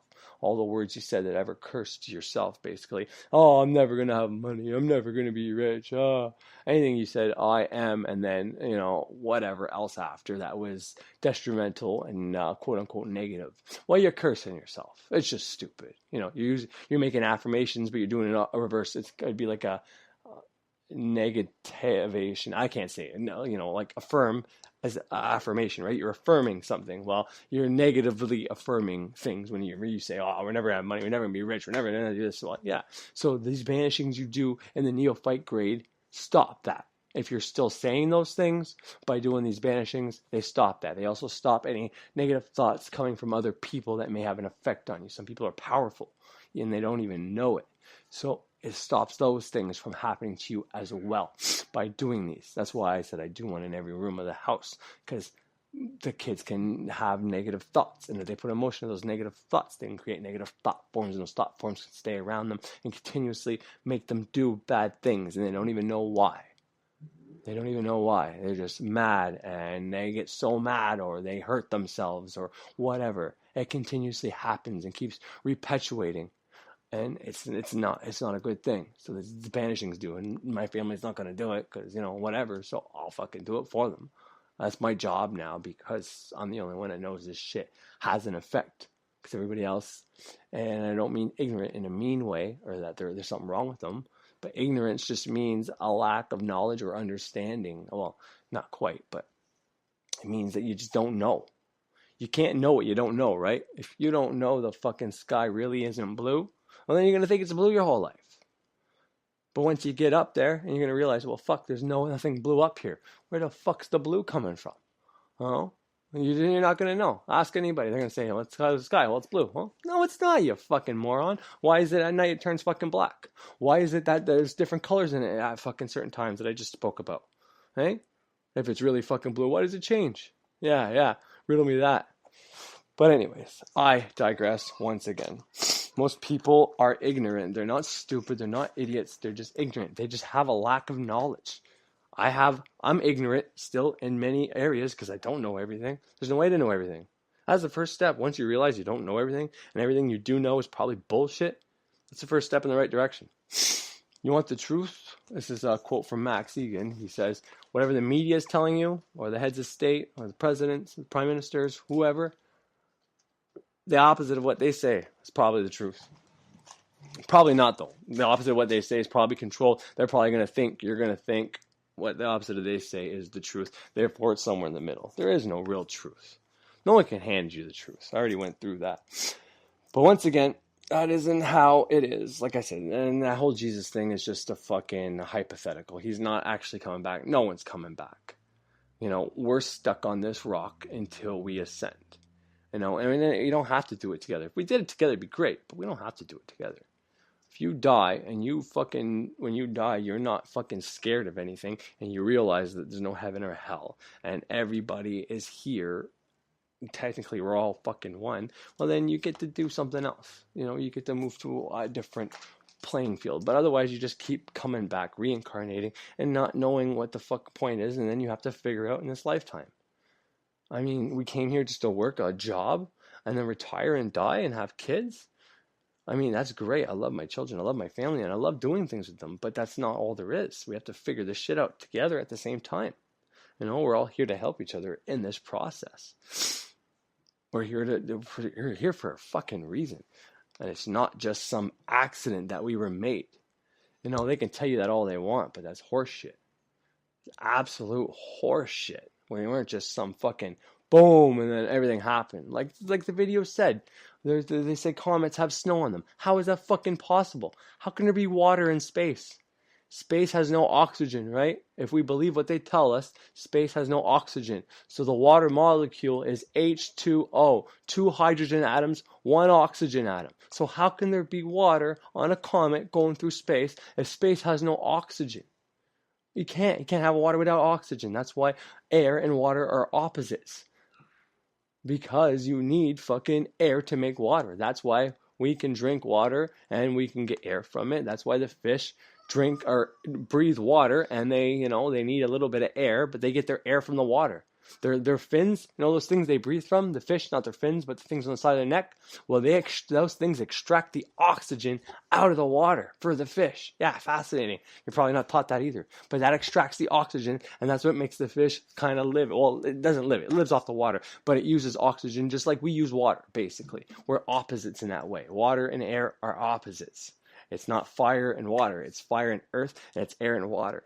But in space, if we believe what they taught us about space, using their own words, there's no oxygen when you hit space. That's why they can't use a fire behind the jet. The rocket ship, that's not, I think it's nitrogen, I want to say. It's a type of air pushing it, I guess, technically. Actually, it's not air, it's a gas, sorry. It's a type of gas pushing it, because fire also needs air to breathe. So a rocket engine is not fire, because fire can't last in space. Also, whenever they hit outer atmosphere, generally, they just keep going, which is all horseshit too. But they just kind of go towards it, and then they turn on that thing. But the point is, there's no fucking oxygen in space. That's using what they taught us, technically. So if there's no oxygen in space, then how the fuck could these things have water or ice on them? It makes no sense. Just like the wind on the moon. You can't have wind without the oxygen and all that. It's horse shit. It's all bullshit. Technically, we're moving through space. We're not, these things aren't coming at us. If anything, we'd be coming at them, technically. And that's why we see them on the outside. And so, well, we used to see them in the sky until now. Every day is a fucking cloudy day. Every single fucking day there's clouds. And if you wake up and it's a clear sky, you're going to see the planes start going and spraying the skies. And everybody thinks it's because they're trying to kill us with chemtrails and trying to affect this and that. And they're allowing people to say that. And that tells me if the government is allowing people, or government, whoever, is allowing people to think that they are deliberately killing us with these airplanes and spraying the skies, that tells me that that's what they want us to believe, which means it isn't fucking true. They're doing something else, and that, once again, is not the point. I can tell you what I think it is, but it's not going to serve you. It's not going to do a fucking thing, because it's just another opinion, and opinions don't mean a fucking thing, just like belief systems don't mean a fucking thing. The belief system is just believing what someone else fucking tells you. And it doesn't mean a goddamn thing. The point is, the one thing we all know is that they are spraying the skies. They weren't doing chemtrails, and they retrofitted these things with that, using their own system, going to the patents and all this. We can see that they started putting these machines on the planes and that they're actually doing this. They have people telling you they're doing this. And whether or not these people are doing it on purpose or not is irrelevant. The point is, we know they're doing it. And they want us... They can't hide stuff as well anymore, and that's the point. So instead of hiding stuff from us, they tell us what they want us to know, and they allow us to make up certain conclusions that they've figured out for us or that they've handed to us. Here's a conclusion. They think we're killing them. Okay, well, let them go with that. Let them think they're killing them, and they'll just fear us even more, and they'll never find out the truth. They won't actually look at what the fuck is really going on. Let's pay attention to GMOs. Let's pay attention to global warming and all this horse shit. And really, it's just they want you to believe that they don't give a fuck if you think they're doing this, because it's all to just trick you to not see what's really going on. And people take it hook, line, and sinker. And not only that, people argue about the fucking details. Like it fucking matters. Like it matters. No, that's not what they're doing. They're really doing this. No, they're not killing us with that. They're killing us with this. Who fucking cares? Shouldn't the point be that they're just killing us? Which isn't true either. But I digress once again. The only reason I bring this up is two reasons. I feel like something's coming. And like I said, 9/11 is about to happen again. And it's an absolute tragedy if anybody died in that fucking incident. And the fact that everybody just fights over some political / conspiratorial bullshit is so inhumane to not focus on the tragedy.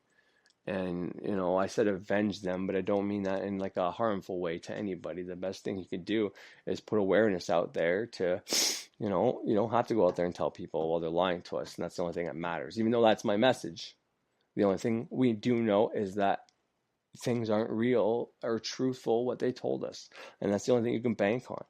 And that was kind of the point. I threw out a thing here. I was talking about chemtrails, right? They're hiding something in the sky, right? So, and if you go look in your area, you will see that you've been having earthquakes, small tremors.